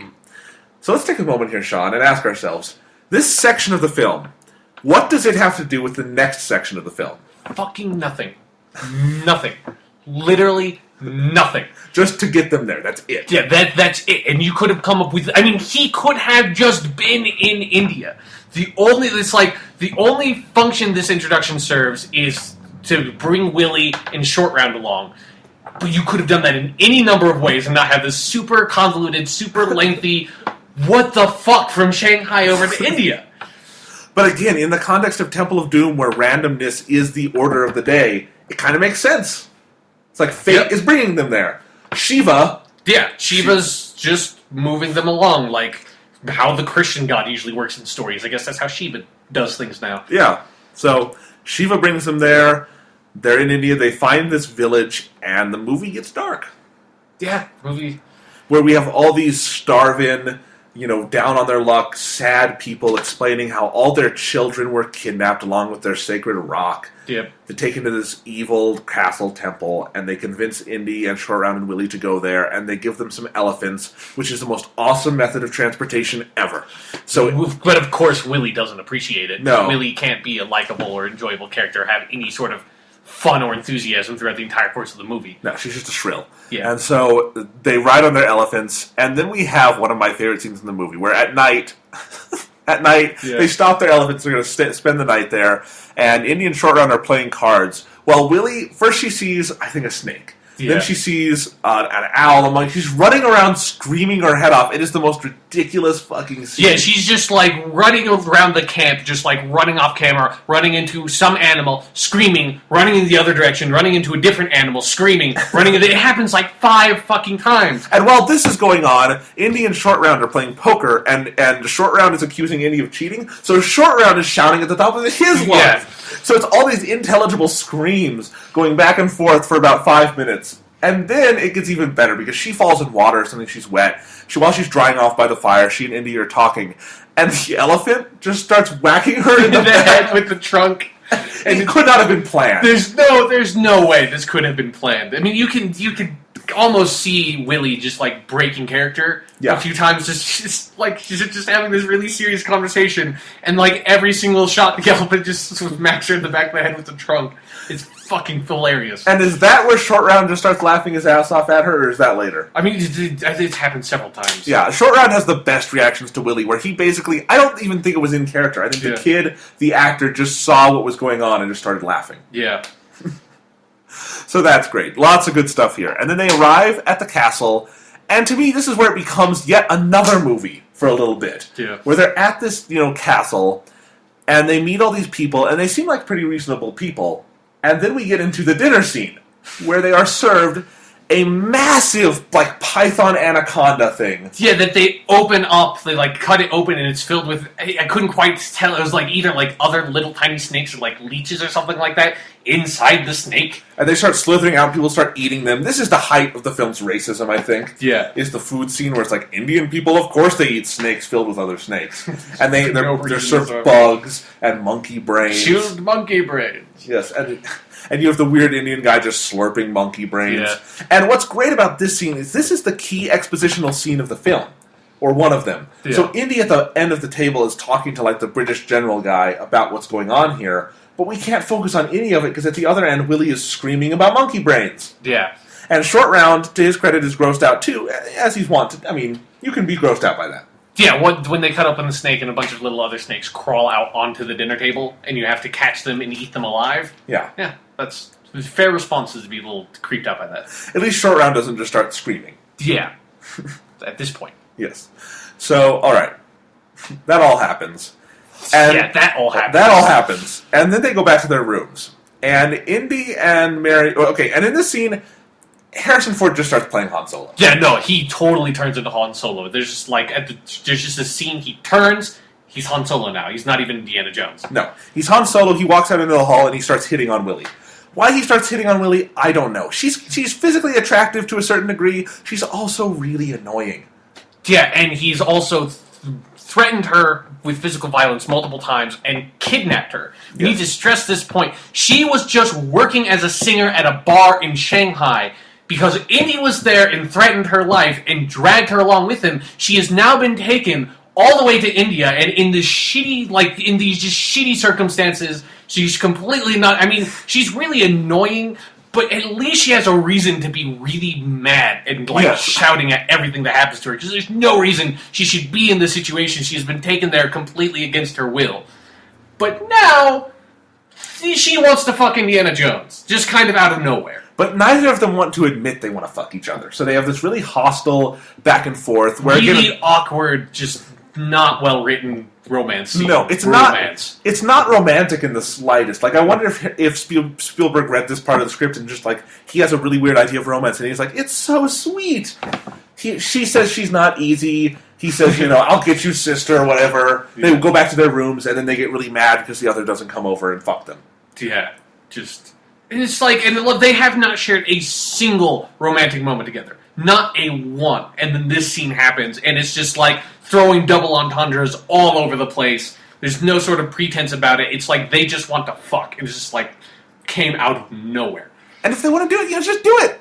Get it over with. You don't have to do a big flirting with it. Just Well, they have to get all their double entendres out of their system. That's true. So they get all their double entendres out of their system. They storm back into their rooms, showing how dysfunctional they both are. Yeah. And then Indy... then there's the guy who must have been hiding there for hours. He's just standing... He's painted himself to look like the wall. And then he comes out and starts fighting Indy. And he's killed in the most gruesome way possible. And the other great part about this is that Short Round's just sitting in Indy's room he's asleep. And Indy's having this, loud fist fight. It's not even they're being quiet about it. He's in a fist fight with this dude. And Short Round's just asleep for half of the fight scene. And then Short Round wakes up to sort of see Indy wrap his whip around the guy's neck, throw it into the fan, and see the guy be hanged by the fan. Yeah. It's fucking gruesome. It's a really gruesome death. So he leaves Short Round there with the corpse. And then he runs across the hall to check on Willie. And Willie is so oblivious, she thinks Indy is, intentionally ignoring her. There's this weird fucking moment where, because Indy's run into the room and he's looking around everywhere because he thinks there's, there's an assassin going to be in Willie's room. And so he's looking past her, he doesn't say anything. She's like, oh, Indy, I'm right here. And you get this weird sense that for, a brief moment, Willie thought that she turned invisible. That's what it felt like to me. Where she was like, I'm here! I'm right here! And he was like, oh god, I've turned invisible, is what she was about to say before he moved on and started groping the statue. Yes. And then I cannot stress this strongly enough, because of their weird flirtations, he uncovers the Temple of Doom. The step, point A to B, is that because he and Willie have their dysfunctional flirting, that is why he uncovers the Temple of Doom. He gropes the statue, which has boobs, and she's like, I'm right here, and it's the stupidest line in the movie. Yeah, it's like, it could have been a pretty funny little moment, but they turned it into a thing that didn't need to be, and it's like, didn't need to have a line there, just a look. No. But nope, she has to say this like, oh, I'm right here, Indy. It's like, okay, yeah, thanks for pointing out that he's groping the statue to find the secret passageway. Thanks. So he pushes the statue and finds the secret passageway, and then the timing here is great. That's when Short Round runs in, and there's been just enough time for him to get the body down and probably hide it. Yeah, that's like, you have no idea what the fuck Short Round has been doing in the room with the dead body hanging from the ceiling fan. But I imagine he has express instructions from Indiana Jones that, Short Round, whenever I kill anyone, dispose of the body. Yeah. So he probably disposed of the body. Yep. Body's gone, Dr. Jones. It's okay, Dr. Jones. They not find us this time. Alright, so he and Short Round go into the temple, and there's bugs, and you have the weirdly out of proportion ecosystem. This time it's bugs instead of snakes. Yep. So who knows how many insects were killed in the making of that scene? Yeah. Thousands of bugs, and there's the thing where the room is compressing. It's exactly the trash compactor scene from... Oh yeah, no, it's the trash compactor scene from Star Wars. But instead of vertical, it's horizontal, and it's in Indiana Jones. And instead of C-3PO being sort of the annoying person who has to stop it, it's Willie, but Willie's even more incompetent. Yeah. C-3PO can at least speak millions of languages. Mm-hmm. Willie can speak some Chinese. She can sing some Chinese. Yeah. Who knows if she can speak it? So anyway, they save the day, and then they go into the temple. And up to this point, the movie has had some dark flourishes, but mostly it's kind of been tonally consistent. Yeah, it's been a fair, adventure action movie up to this point.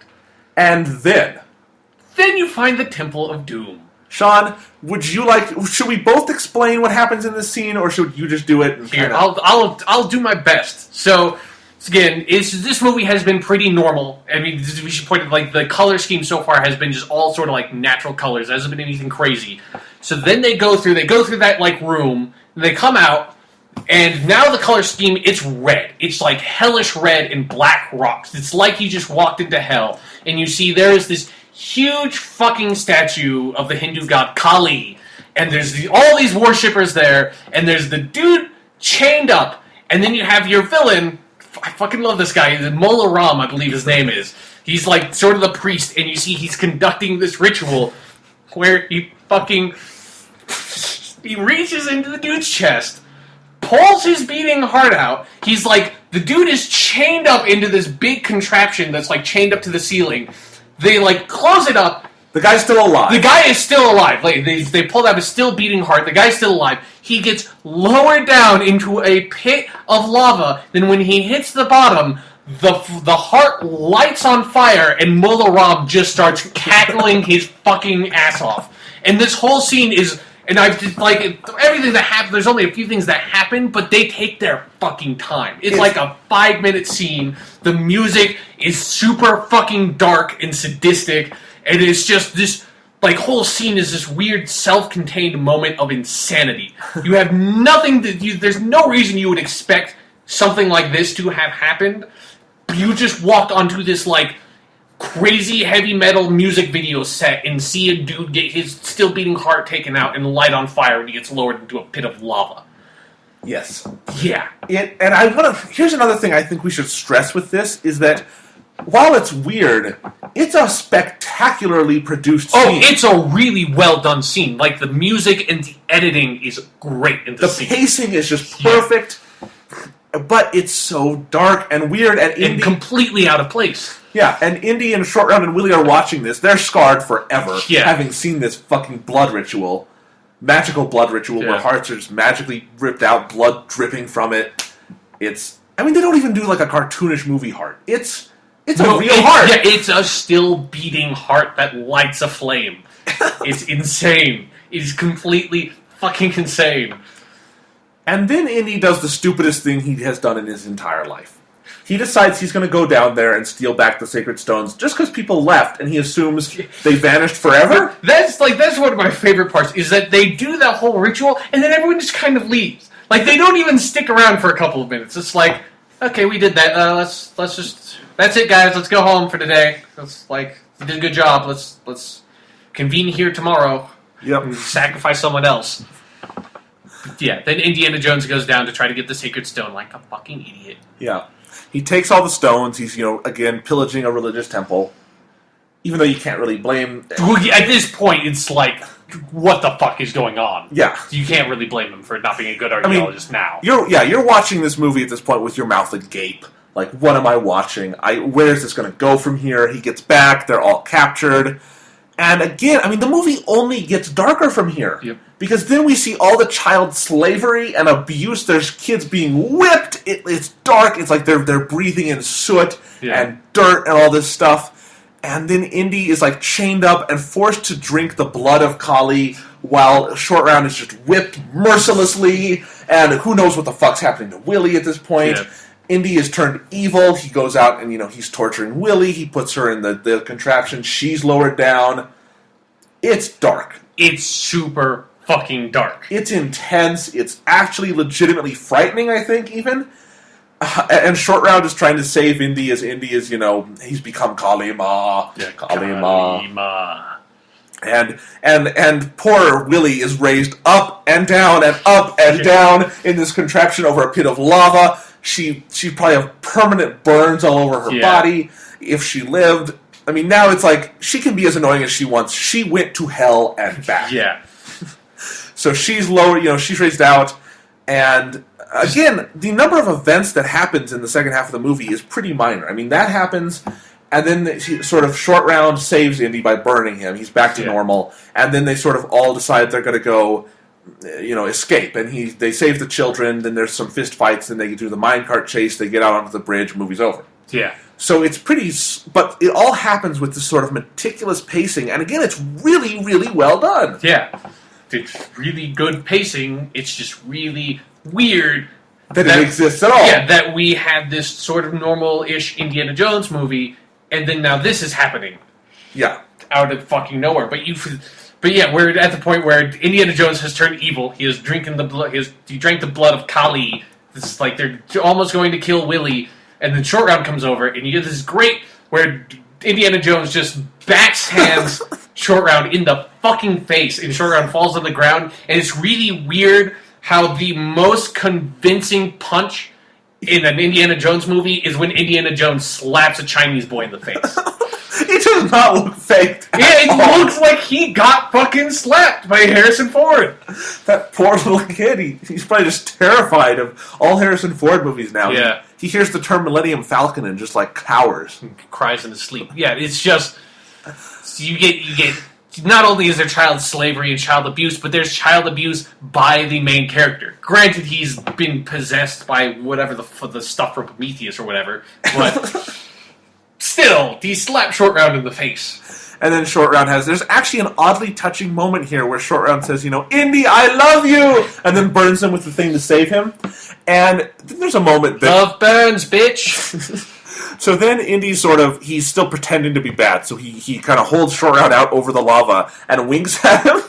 and we made the great joke watching it that wouldn't it be funny if he was just... Yeah, if Indiana Jones was still evil at this point, he was just trying to fuck with him and make him think, oh, I'm good, yeah, wink, wink. And then he just throws him in. Yeah, and then just drops him. It's like, take that, you little shit. But that does not happen.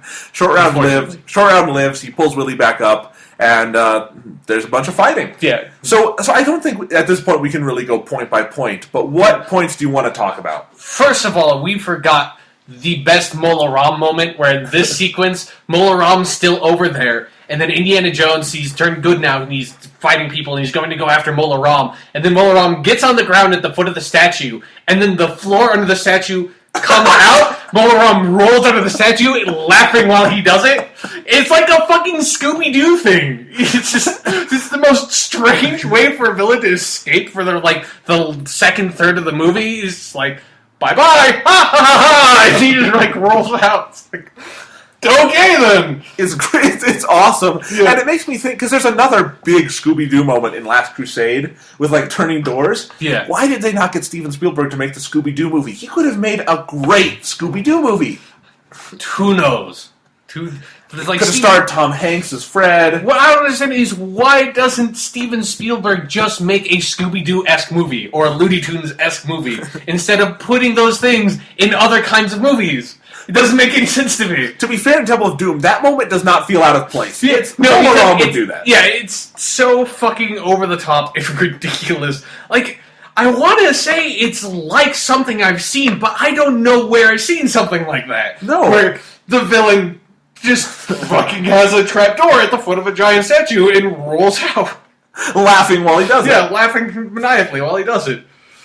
But it's like Molaram is like a video game boss. That's what it reminds me of. It's like Bowser or Dr. Eggman in Sonic the Hedgehog, where it's, you get to the end of the level and then you beat him, but then for some like ridiculous contrived way he escapes, so then you have to go beat him again. That's what Molaram is like this scene. Yes, Molaram is awesome.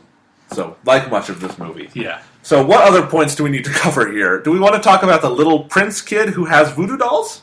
Yeah, because earlier the dinner scene they reveal this stupid gag where Willie's going to just implies that she's just going to stay behind and get with this prince because he's really rich. Then the prince comes out and it's like, oh no, he's 12 years old, and it's like ha ha ha. Willie's a pedophile. Yeah, and Willie was going to just stay here in India to just get some money by marrying someone. Which I don't really know what she'd use it on in India. Chilled monkey brains? There's plenty of that. Yeah, but now he comes back. I guess he's possessed now by the blood of Kali, and he's got a fucking voodoo doll, because that's an Indian thing. So, it's like this whole sequence where Indian is freeing all the prisoners, and he gets in this huge fight, and then while he's doing that, again, this time it's a huge fucking Indian dude instead of a huge Nazi guy. He gets in a fist fight with Indiana Jones, but by getting into a fist fight, I mean, he beats the fucking shit out of him. And all that's happening, the little brat's up there with his Indiana Jones voodoo doll poking him in the ass with his... In the back. Yeah, in the back with a pin. And so Indy cannot move. And I should mention, there's a great production story behind this. So throughout the shoot of Temple of Doom, Harrison Ford was experiencing chronic back pain. And eventually, while they were shooting this section of the film underground, it became, not underground, sound stages, but anyway, it's set underground. The back pain got so crippling that he couldn't even walk. It was that bad. So he could not shoot the movie. So Spielberg suspended production, said, there's no way I'm putting you through this, Harrison. Put him on the plane to England and had some really great doctors look at him, and they decided to do back surgery. So he was going to be out for about a month. They shut down production for a while, but then they realized we're going to get way too behind schedule. So they started production back up. And for 2 weeks, while they were waiting for Harrison Ford to come back, they just shot a lot of B-roll stuff from this section, including most of that fight, where they just shot it with Harrison Ford's stunt double. So most of that fight, you can't tell it's really well done, but it's his stunt double. And then they just shot the close-ups later on. But that, to me, is so ironic, that the scene where Indiana Jones is getting his back tortured to hell was shot while Harrison Ford was having back surgery. Yeah. There's a level of sadism to this film. Yeah, no, you could almost, I mean, maybe it's because that was in the script that Harrison Ford got actual chronic back pain. Like, that's how weird this movie is that it was affecting the real universe. Yes. So anyway, that whole fight happens, and that guy dies horribly. In another incredibly gruesome way, like the first huge dude in Raiders, where they're on this sort of conveyor belt moving to this big, roller pin, basically. Yeah. The dude gets his ass flattened by the roller pin, but there's this great thing where he gets flattened, and then it's it stays on the roller pin just enough that you see some blood come up and come back up around. So it's even more, even though the death was more gruesome technically in Raiders, you didn't see as much of it, whereas this one, they give you a little bit of blood coming up. It's just that dude got crushed to death. It's pretty great. So that all happens, and then I'm forgetting there's a lot of little moments in here, of course we have to talk about Short Round saves Indy's ass by going to fight the Prince kid. Yeah, beats the shit out of it. It's almost weirdly disturbing because they're both 8 to 10-year-old kids, and it's a grunge fight. It's it's like Short Round just gets him on the ground and is just beating on him like a street Yeah, urchin. and while Indiana Jones is doing that to the other guy, it's like supposed to be this really uplifting. It's like, oh, Short Round's like Indiana Jones. It's like, but he's beating the shit out of another little kid. That's not, Indiana Jones is raising him to be a good person. That's Indiana Jones is raising him to be an abusive, homicidal maniac. Pretty much. But he saves the day, and then, while they're still escaping, Short Round, it turns out he can do kung fu.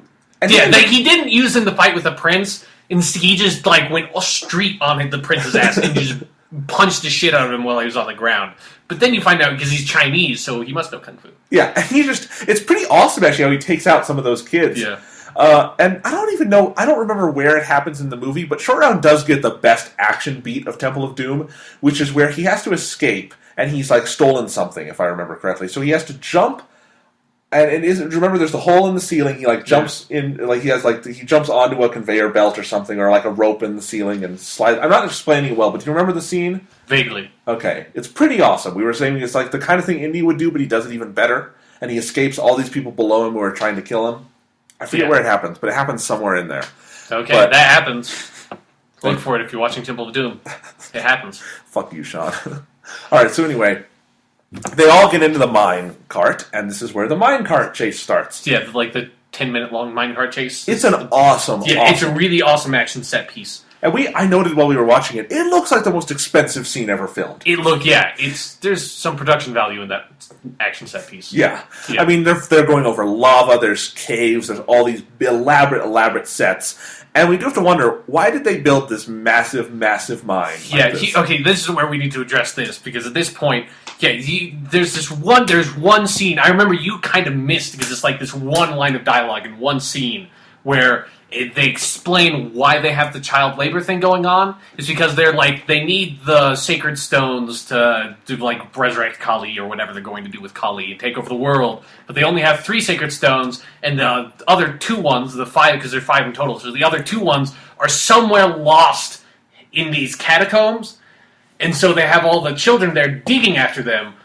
which makes no fucking sense, because you don't need to it's not like you're looking for coal that is naturally there in the earth. You're looking for stone that some jackass put down in those caves. So you don't go excavating into the walls, you go look in the fucking caves that already exist. So they have this super elaborate, incredible, deep into the mountainside mining facility that's just with the huge, rolling pins, they're pulling up huge amounts of earth, and it looks like they're processing it for some reason, looking for rocks on the ground.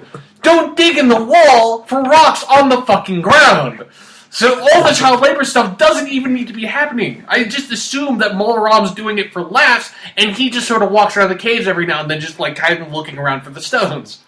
And he's just child labor? Fucking hilarious. Let's just do that. No, we don't need any reason to. Let's build a lot of minecarts too. It'll be fun. Yep. So the minecart chase, we agree this is just a phenomenal action sequence. Yeah, it's awesome. It's surprisingly high speed. A lot happens. It's pretty violent. I mean, there's one of my favorite beats in this scene is where Indy, to fuck up the guys on the other mine track, he throws down this piece of wood, and the plank of wood here that's the evil mine cart is kind of the mine cart with the bad evil mine cart. The mine cart with the bad guys in it is it's chugging along. It hits this piece of wood Indy's put down, and it goes off like a fucking rocket. Yeah, and you remember this? It's just it launches like a rocket, hits. While the people are still in it, hits this other big elaborate mine piece, this bridge, and it hits and knocks out the support beams. And I remember you and I were just what the, whoa, the force it would take to do that. And those guys would just be every bone in their body would break from that. Yeah, and then the whole thing collapses and explodes. And there's not even gasoline or anything. It just explodes. They built that out of a communication tower, so of course it's going to blow up. And it explodes, and then Indy and Short Round and Willie get to the end of the mine, and it's there's water chasing after them. And because Molaram... This is another weird part where, Molaram's back at the other end, and he, there's this big water tank, and he has them break the water tank so that the mines get flooded, so the water's coming after them. And then also, once they get to the end of the mine track ends at a cliff face, a sheer cliff face. Why? Why? Like, yeah, what? Why have a minecart track that goes to the end of a sheer cliff face? What do you use that for? Fucking who knows? Molaram is, it's how he gets his kicks. Yeah, I guess. The dude's just fucking crazy. Child slavery and shit. Just no reason. He just kind of wants it. Yep. So they're on the cliff face. They wind up, kind of crawling down, and they get to the bridge. And the bridge scene is fantastic again. I mean, This is the thing we need to mention again about Temple of Doom. Every individual scene in this movie is pretty fucking phenomenal. Yeah, it's really well made. Yeah. It's just completely insane. Yeah. And so, again, and the bridge scene is another example of being completely insane, where Indy is in the middle, he's cornered on both sides, and just shit's going down, and he decides to take the most drastic action he possibly could at this moment, short of just killing himself and ending it all, is he wraps his leg around in the rope, which I think that would snap his leg in half. Oh, it would at least, pull it out of its socket. Yeah, definitely. And then he raises the knife up, and this is where Willie actually has probably her best reaction of the film. It's just saying, "Oh my god, I can't believe." Yeah, she's just sees what Indy's going to do. She's, "Oh my god, oh my god, oh my god." You just really... Well, she's been really annoying. That's where she broke. That's where she's just... Oh, what the fuck am I doing? It becomes reality to her. And it's like, you feel for her. You're like, yeah, I'd be saying the same thing. Oh my god. What the fuck am I doing While she's wrapping her own leg in it, Short Round's getting ready, and he raises the sword and chops, and that great visual of... Roll up! Prepare to meet Kali in hell! Snap! And just... He kills countless Indian people as they all fall off the bridge to their deaths, where there's alligators below. Yeah, of course. And there's 10 alligators just in the very middle of where everyone's falling. It's again, all those alligators. Alligators are solitary creatures. Alligators do not move in fucking packs. Which I also feel like I need to point out at this point that there's the geography of where this movie takes place is completely broken down, where they were in that minecart track for 10 minutes. So they've moved a mile, maybe 2 miles away from their original starting point. But the fucking Indian people are waiting for them at the other end. And then Mola Ram, who you saw was back at where all the children were, is at the other end of the fucking bridge out of fucking nowhere. So who knows how all the people got there. But anyway, he snaps the bridge, and it's a great action scene as they all have to climb back up. Willie and Short Round get to safety. But then Indiana has his final confrontation with Mola Ram, which before that, Mola Ram is trying to get up. A guy's in his way. Instead of kind of waiting for the guy to get up, he rips the guy off and throws him to the alligators, laughing again while he does it. Just cackling maniacally. And then Indy and Mola Ram have their final standoff. And Indy just starts shouting, "You betrayed Shiva! You betrayed Shiva! You betrayed..." He says, "You betrayed Shiva." Then he says something in Hindu. Says, "You betrayed Shiva." And inside the bag, the stones light on fire. Mola Ram touches one. It burns his hand. He lets go and falls to his death. Why? I don't know. Shiva? He betrayed Shiva. Yeah, so now the stones turn into lava stones and kill you. Yes. So, should we talk about the possible, arc of this movie? Which is that Indy is I think this is one way they want you to read the movie, is Indy's a non-believer, he's a rogue, all that, and he's been in this scenario that's so fucking wacky and wild that now he can kind of believe in Shiva, and believe in what the villagers told him, that Shiva brought him here. Yeah. And in that sense... In that context, and in that moment, he realizes as he fulfills his arc by recognizing, "You betrayed Shiva, I'm Shiva's messenger, I'm going to kill you," and then he saves the day by doing that. The whole movie actually makes sense in context under that reading, because the randomness of it, it works. Is that Shiva is actually guiding Indy. I don't think that's what they thought of when they were making the movie, but you can see it in that light. Yeah. It's still really fucking weird, though. It's still really fucking weird. I'm just saying it's odd that there actually is an explanation for all that. And really weird that Shiva would just randomly pick Indiana Jones to be, the great agent to defeat the worshippers of Kali. Yes. So, betrayed Shiva, they get down, he gets up to the top, they're cornered again, but the British Army comes in and they just mow the fuck down. This is such a weird part of the movie because I'd completely forgotten that this happens, because if you would remember in the dinner scene, there was a British general there, and this is around the time where it's Britain is still, I think Britain is still occupying India at this time, absolutely, right? Yeah, so it's still the British Empire extends over to India. It's terrible, evil imperialist policies and everything. And then you have this really weird moment, where they get cornered by a bunch of the cultists again, and then the British Army comes in with a bunch of Indian people working for the British Empire, and they just kill all the cultists. And all the cultists have, like, bows and arrows and swords, and all the British Empire have, like, Lee Enfield rifles. So you have this weird, like, pro-imperialist thing just thrown in there, where they just mow down the crazy, savage, native Indian people, just get slaughtered by the noble, dignified, civilized British people. It's like, well, that was weird. You're just kind of throwing out a weird message in their movie. And they don't even leave any of them alive. We see them just mow them all down. Yeah, they just kill them. It's like, okay, Jesus Christ. And that was weird. And then Indy and Willie and the Short Round go back to the village. They return the children. They return the stones.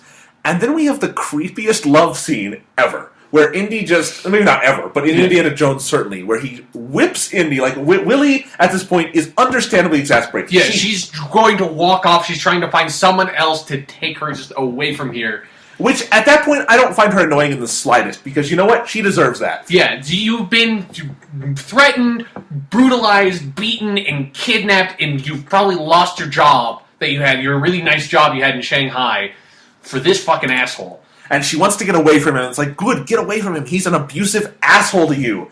And then he takes out his whip and whips her, which would probably, like, break her that would hurt like hell. Yeah. Whipped around the torso like that. And then ropes her in. She's still resisting, and he just starts kissing her. And there's just this weird rapey... Yeah, it does not. But then suddenly she's in love, and the Indiana Jones theme just starts playing. And the movie's over. And you're like, what the fuck did I just watch? Yep. It's like you're released from the film spell.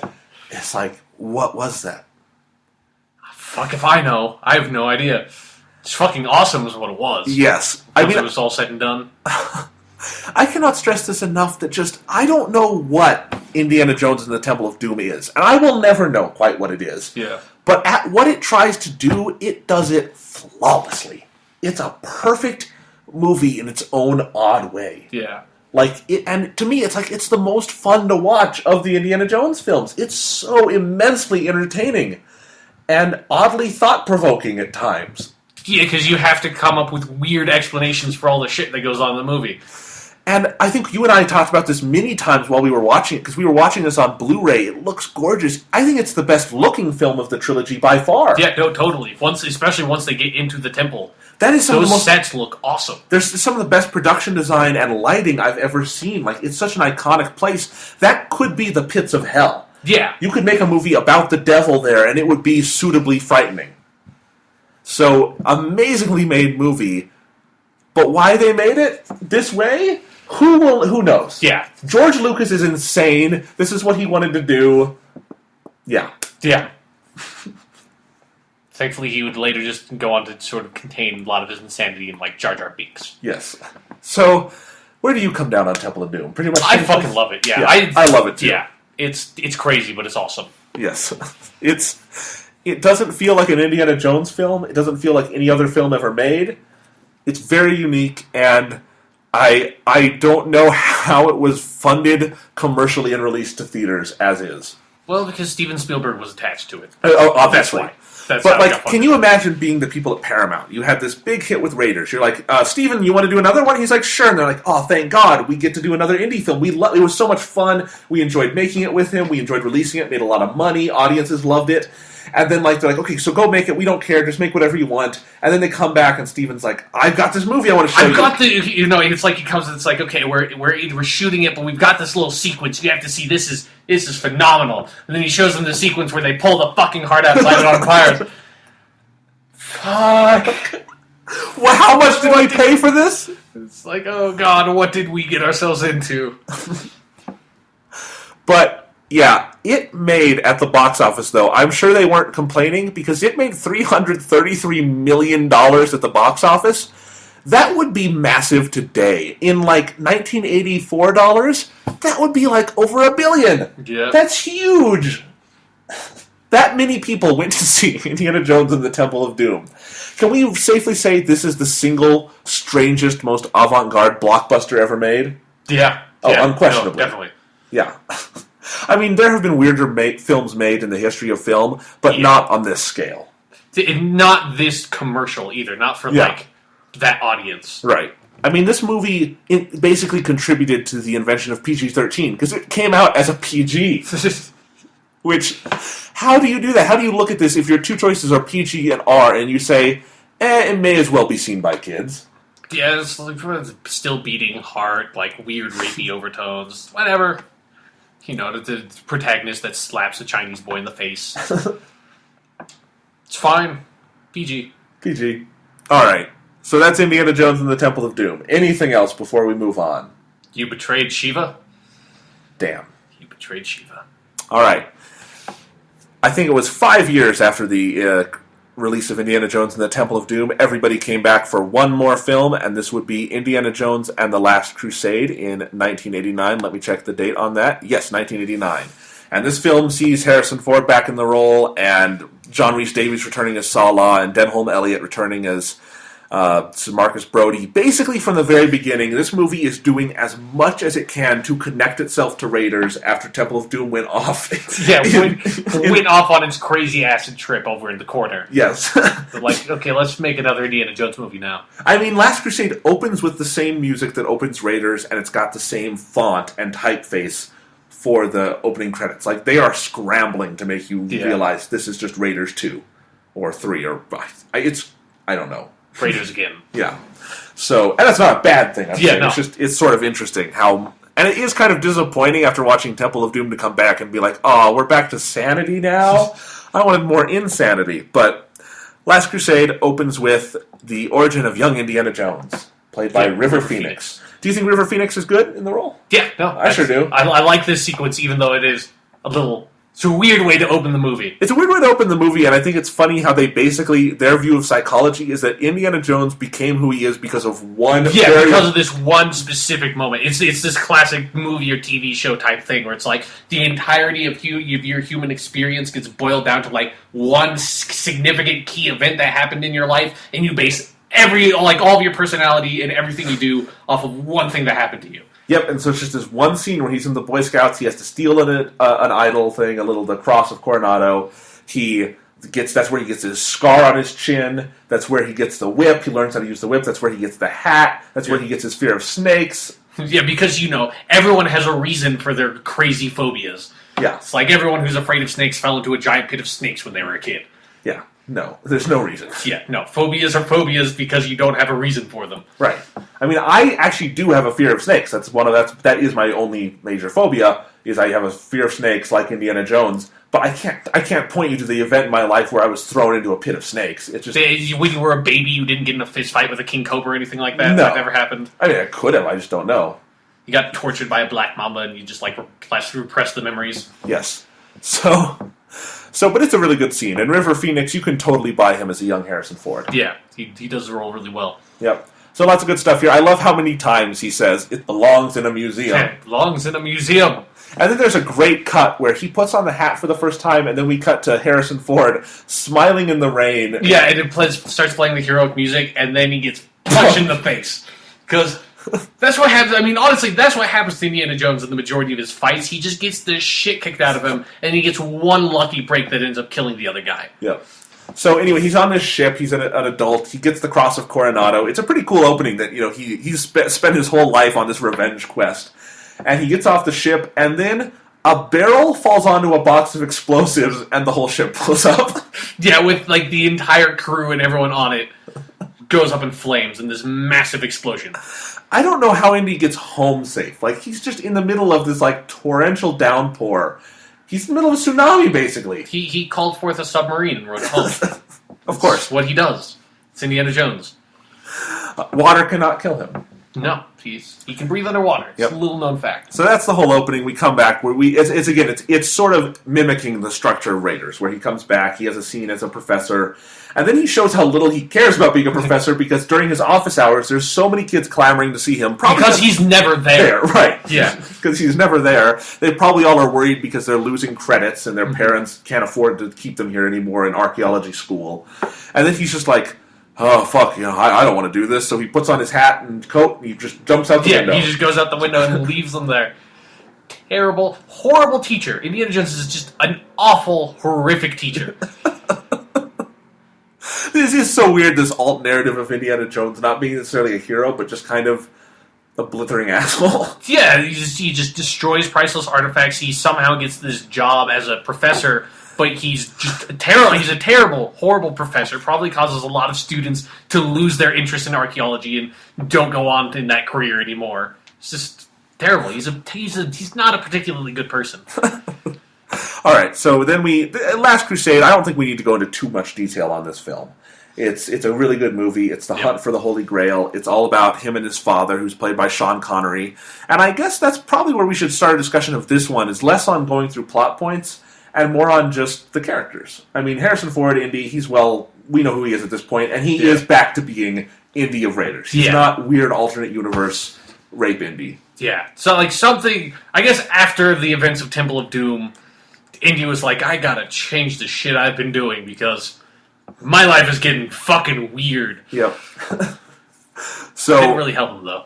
Nope. So he's back to, And then what's funny about Last Crusade is we now know he's been on 2 adventures where his life was significantly altered by mystical, godlike events. Yeah. And he still doesn't believe in any of it. Yeah, he's still like, Holy Grail. I don't believe in that. It's not going to give you a eternal life. Fuck that. That's stupid. Yeah. There's no way that could happen. So his father, played by Sean Connery, is, eternally questing for the Holy Grail and sort of the adventure that Indy inherits. But let's talk about this. Sean Connery as Henry Jones Sr. on a scale of 1 to 10, how awesome is that? 11. Yep. 11, yeah. Definitely. It's just pretty great. I mean, we talked about earlier that, we were talking about the Bond 50 set earlier and how good Sean Connery is in those films. And it makes perfect sense that man would be the father of Indiana Jones. Yeah. He has to be. Regardless of the weird ancestry there. Yeah. Indiana Jones is not particularly Scottish. No, he's very, very American. Yeah. Sean Connery is very, very not American. Right. So it doesn't make any sense. But and it's also kind of funny. You don't really consider it because Sean Connery, no offense to him, did not necessarily age spectacularly. They're only 7 years apart in age. He and Harrison Ford. Kind of shocking. Yeah. Shocking. Yeah, whatever. All right. Let's move on. All right. We're not devolving this down to Sean Connery impressions. Okay. But we agree he's very good in the part. Yeah. He and Harrison Ford have some great scenes together, really good chemistry. And I think it's the first film that really tries to do some character development. Yeah. Well, Temple of Doom arguably does, but you have to read into it a lot. Yeah. Temple of Doom, just Temple of Doom. No. But very on its surface, Last Crusade is about the father and son sort of rediscovering each other and sort of atoning for their own sins in this relationship and sort of, growing closer together. And I think on that level, it works really well. It's very heartfelt. Yeah, that's like I said, this is my favorite of the Indiana Jones movies, and I think that's why, is that while I like the other ones, there doesn't feel like there's much of a point to them. It's just like they're really fun action-adventure movies, but they're action-adventure movies, and in this one, there is a sort of heart behind it of the Indiana and his father trying to reconcile their issues while going on a crazy, awesome adventure that's also spectacularly over the top. Yes. So talking again in sort of broad strokes here, I think Last Crusade is also notable, whether you like it or not. We can talk about that. It's got by far the most overtly comedic tone. In that, there are Looney Tunes jokes every 5 seconds. Every single time a character says something even slightly foreboding or prophetic, that thing will happen. Like if you say, I don't know, what's a good example of that in the film? But it's like X never marks the spot. Right. X marks the spot. It's always stuff like that. It's Steven Spielberg at his most Spielberg comedic. So, but there's a lot of good stuff. I think that's part of why it works in this movie is one, because a lot of the jokes come from Indiana Jones and Sean Connery, like them, and their chemistry works to make the jokes work well, and then also the fact that the jokes are not like you don't have this random frying pan in the face moment in an otherwise serious action adventure movie. The tone's a lot more consistent to me in Last Crusade, where it's like there's a fun, lighthearted humor built into it that the characters are somewhat conscious of. Yeah. Whereas in Raiders of the Lost Ark, it tends to be mostly very serious, and then ridiculous shit happens, and then because ridiculous comedic shit happens, and it's like nobody really recognizes that was fucking stupid. Right. But in Last Crusade, there are some legitimately just excellent jokes in here too, not ones you can laugh at without irony, where Indiana Jones and his father are on the blimp, the big dirigible, to leave Germany. and the bad German general guy is coming on and looking for Henry Jones and his son. And Indy is going around pretending to be a maitre d' or something, collecting tickets, and he's saying, "Ticket, please," and he basically just picks the guy up, or punches him in the face, picks him up by his waistcoat, and then just chucks him off, and looks at everyone on the cabin and says, "No ticket." And everyone goes, "Oh!" and pulls their ticket out. That's a good joke. Yeah, that's a good joke. It's that's what most of the jokes in the movie are. It's even if they're not hilarious, they're these good, nice, funny beats that feel consistent with the movie's tone. Yeah. And what do you think of sort of the story and sort of the mystery element? Because this one is, again, a lot more like Raiders, where they're following clues. It's literally a treasure hunt, even more than Raiders. Do you find that fun? Yeah, I mean, I think it serves just the same purposes as Raiders. It's a nice, interesting way to just move the plot along and get characters to the next action set piece. No, I absolutely agree, and I think it culminates really well in the finale, which I want to talk about here, where they have to face the 3 challenges. It feels like a really good culmination because we've had that treasure hunting aspect to it. Mm-hmm. I made a big list of my favorite Indiana Jones moments for We Got This Covered, and the finale, The Last Crusade, was at number 3 or 4, because it's such a fun sequence where, Henry Jones gets shot. That's not fun. But then what Indy has to do and, go through the challenges, and it really feels fulfilling, I think. Yeah, I agree. And John Williams has that great Grail theme that he wrote, and it keeps coming back, and it's really tight. It's really well done. Yeah. Even though it's sort of weird, the one challenge where it's, be penitent before God, where you have to kneel, but then you have to kneel and roll. Yeah, no, it's because it's you go through and it's you're supposed to be penitent before God to pass the challenge, so it's it means you're supposed to kneel because there are these huge fucking saw blades that they made during the First Crusade, I guess, that come out of the wall at head level to cut you off. But then there's another one that comes up out of the ground that it would kind of cut up into your legs. It's the hint never says anything about that one. Yeah. It's Indy was just really fucking lucky that it's penitent man must pass. A penitent man bows before God, then he bows, ducks, the saw goes over his head, then, oh shit, there's one below me too. Fucking roll, get the fuck out of there. Yep.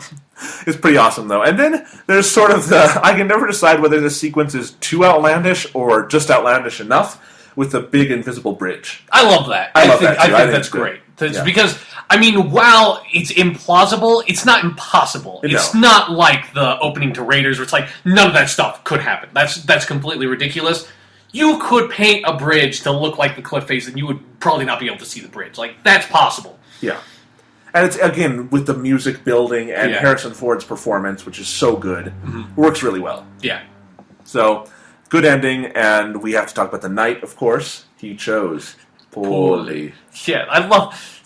you've got this knight from, the First Crusade. So it's been, 700 to 800 years prior to where the movie's set, who's just sitting in the room with the Holy Grail and has been sitting there for 700 to 800 years. That dude has to stink like a motherfucker, right? Yes, he does. He hasn't had a bath or anything for 700 to 800 years, just living off the Holy Grail's power. We see him reading a book. Do you think that's the only book he's had to pass the time? Yeah, he's fucking lucky that book hasn't just completely decayed either. He's taking good care of that book. Yep. Probably goes to sleep with it. Yeah. Anyway, so then, of course, you have the selection of the cups. That's another fun challenge. Mm-hmm. Where Elsa... is it implied, do you think, that Elsa intentionally gives him the wrong cup? Yeah, I think so. Yeah. But then she's really horrified by what she does. Well, yeah, while she gave him the wrong cup, I don't think she expected that it would rapidly age him and turn him to a skeleton right before her eyes. Yes. Great scene. He chose poorly. Awesome. This also just phenomenal special effects on Donovan turning into a skeleton dying. Go ILM. I mean, today that would all just be done with CGI and it wouldn't look cool to me. It looks really real the way they do it. So then Indy finds, obviously, the Cup of the Carpenter, which is just kind of a shitty little cup, and makes the whole thing kind of anticlimactic. You got a little cup, gives you some immortality, but you can't take it beyond the walls. Which is, but we were talking about this. That's not really the dude's you can't take it beyond the walls. That's the price of immortality. I'm just saying that it's dude, you didn't have to stay in the room with the Holy Grail the entire time. You could just come back every few years or so, got a little dose of immortality, then come back again. You don't need to stay with the Holy Grail the entire fucking time. It's slightly inconvenient, but it's immortality. Yeah, it's you can manage. Yeah. It's you just gotta get a plane to the ancient city of Petra. Should we talk about that? Inconsistency of Petra? I just love this because I knew about this because I probably saw it on like the History Channel or something prior to having seen Last Crusade for the first time, and so you have it's an awesome looking place, but the where they go, where they like the map leads them to ultimately where the Holy Grail is. Where they go, at least the outside of it, is the ancient city of Petra, which is this really I think it's like in Iran or something like that. This very old city that's like carved into this cliff face, and it's fucking huge, but it really exists. It's one of the ancient wonders of the world.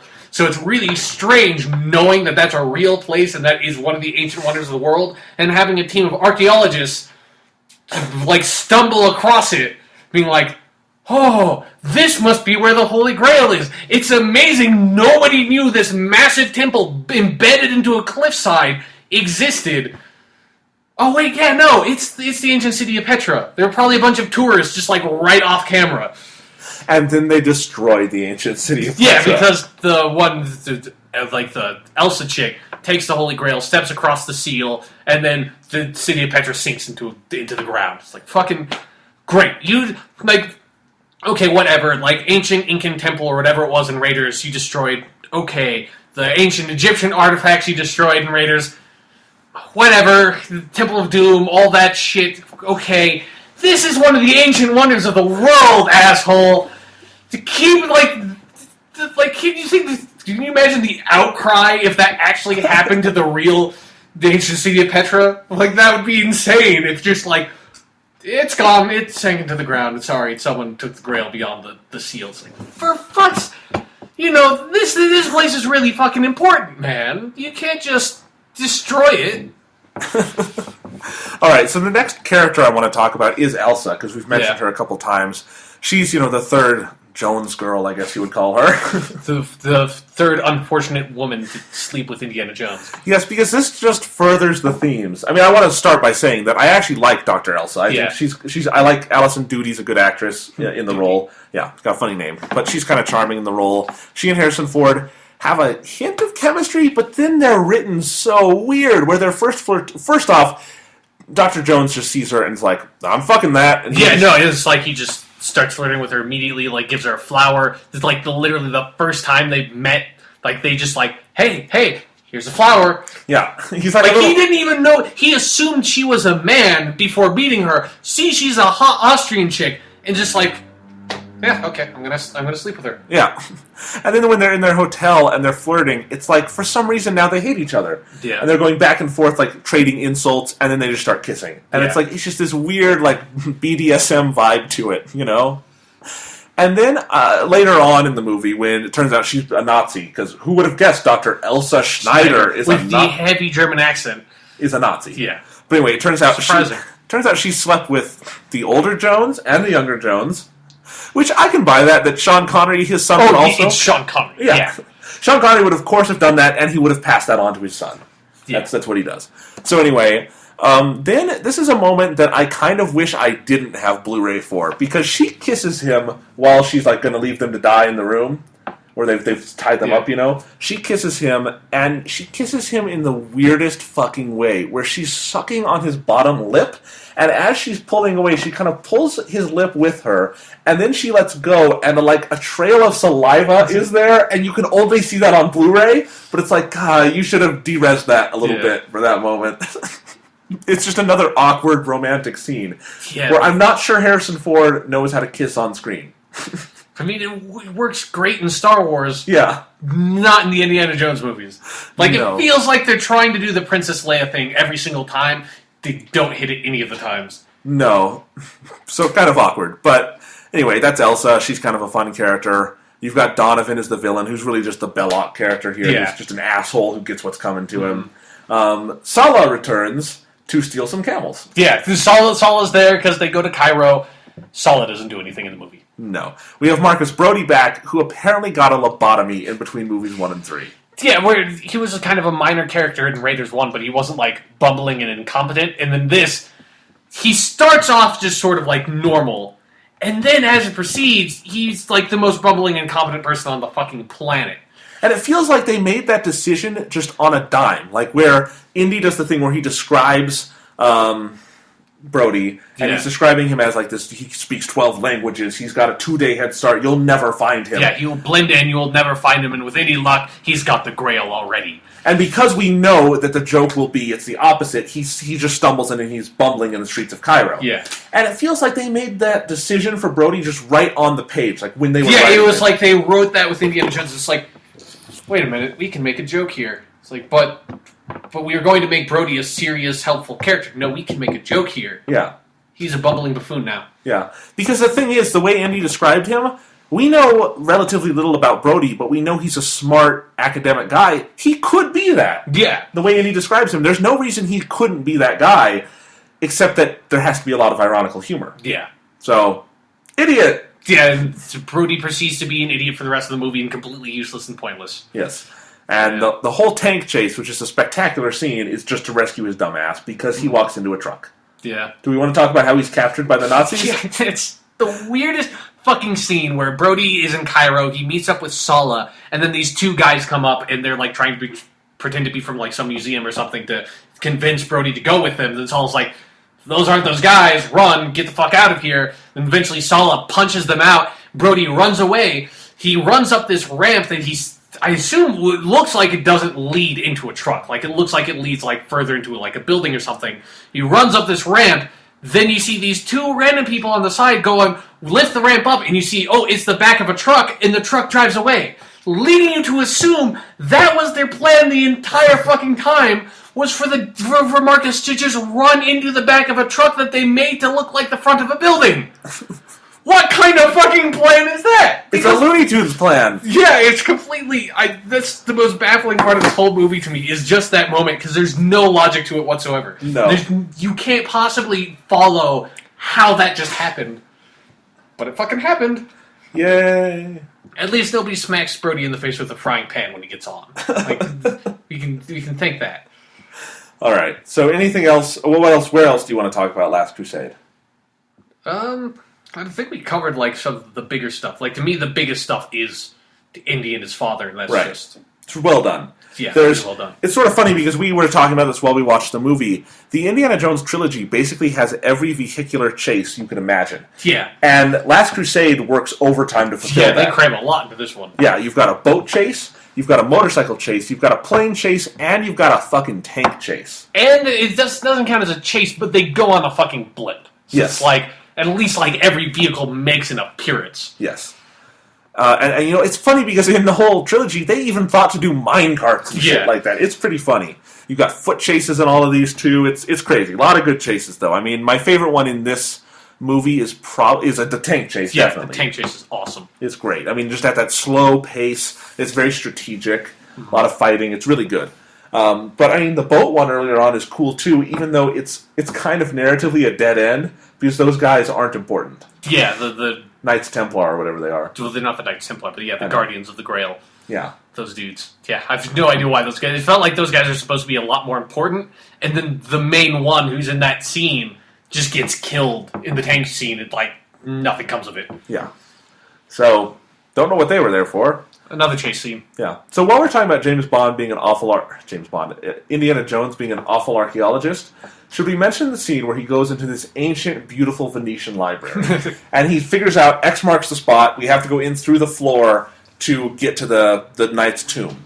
And instead of just, like, going and finding someone and being like, hey, we're archaeologists, can we lift up one of these tiles? Yeah, it's like, do you have a pry bar? Yeah. We can just slip in between there and open it up? We'll put it all back in order later. He takes a giant, golden rod and just starts bashing it, and he opens it up, rips the tile off, goes in. He and Elsa go down there. That's where all the rats are. They find the knight's tomb. He makes an imprinting of the shield, and then when fire's coming, he just rips the tomb away and just lowers it into the petroleum and destroys it. Destroys the thing his father spent his entire life looking for. Yeah, the tomb of the ancient crusader, along with his shield that had the inscription on it that helped him find the Grail. Yeah, he just...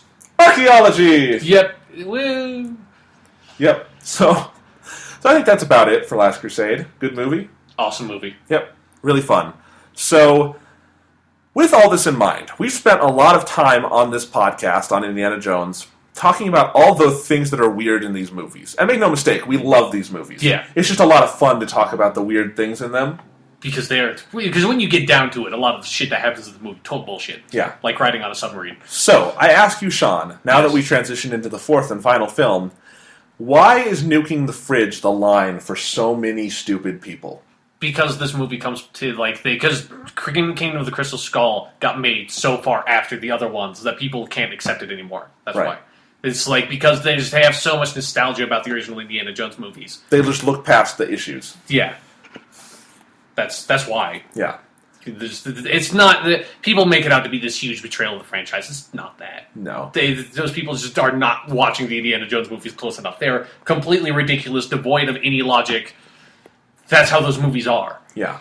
I mean, the biggest sin Kingdom of the Crystal Skull commits to me is that it's kind of boring. Yeah.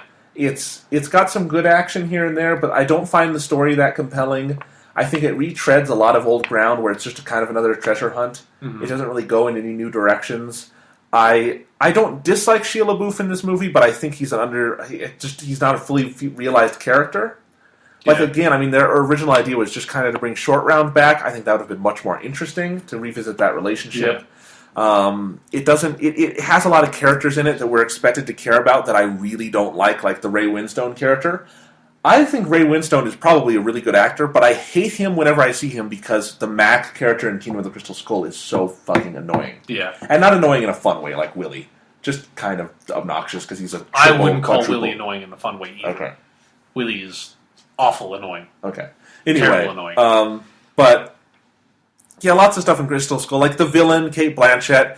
I think she does what she can with it, and she's got kind of a funny voice, but she's not as fun as the other villains. She's not Mola Ram. No. We can agree Mola Ram is the best villain in the series. Oh, yeah. Yeah. Mola Ram's awesome. At least of, the main dudes. I would say nobody beats Tote from Raiders, but of the main villains, Mola Ram's the best by far. Oh, yeah. So, but, Kingdom of the Crystal Skull definitely has its moments, and I think the biggest thing to note is that Harrison Ford is great. Yeah. He hasn't missed it. Like, Sean and I, after we watched Last Crusade today, when we were preparing for the podcast, we just slipped in the Kingdom of the Crystal Skull disc and spot-checked some scenes, and it's like he didn't miss a beat. He's the same guy. It's awesome. Harrison Ford's still awesome. I mean, one thing I have to say about Kingdom of the Crystal Skull that I think it's got a lot of really good ideas that it doesn't quite execute on. Like, I like, in theory, the fact that it takes place in the 50s now. It's got communists instead of Nazis, and the whole theme of it is very much a 50s sci-fi B-movie with, the alien skulls and stuff like that. They go to Area 51. It's just, they don't quite execute on that idea well enough. It's too hesitant. Yeah, but the idea is good. And then also including, the nuclear test, I like how they move it ahead in time and play with that idea. Right. So there's a lot of good ideas there. I just think it just kind of feels tired. Like Steven Spielberg, he directs it well, but I don't feel like his heart is really in it. Yeah. And I don't really see that in the script or many of the performances. It's kind of dead to me. Where the other three, even when they're flawed, are so alive and vibrant and just vigorous. Yeah. So. And the other thing I want to say about Kingdom of the Crystal Skull, and this is probably, it's going to sound like a petty complaint, but I think it's actually a pretty substantive one, and watching them on Blu-ray again reinforced this for me, is that the first three movies are unbelievably gorgeous. I forget the name of the cinematographer who did them, but it's the cinematographer who worked with Steven Spielberg for much of his career. Douglas Slocum is his name. And Douglas Slocum shot those movies so well. They look so good on 35mm and on Blu-ray. They've just got this beautiful grain structure. They look very earthy, and they're really well done. They're visually beautiful. But Kingdom of the Crystal Skull, which was shot by Spielberg's new cinematographer, who he's worked with since, I think, Schindler's List, Janusz Kaminski. I've never liked Kaminski as much. I think he's a good cinematographer, but I don't think he's always quite up to what Spielberg needs, and I kind of wish he would work with someone else someday. And Crystal Skull, the colors are just kind of muted. It looks very, very digital, even though it was shot on film. Yeah. It's slathered in CGI. I mean, every shot is just so digitized. It doesn't look like an Indiana Jones film to me. And that's, if there's any betrayal going on here, that to me would be it, is that it doesn't look like an Indiana Jones movie. And if it doesn't look like one, it doesn't really feel like one to me.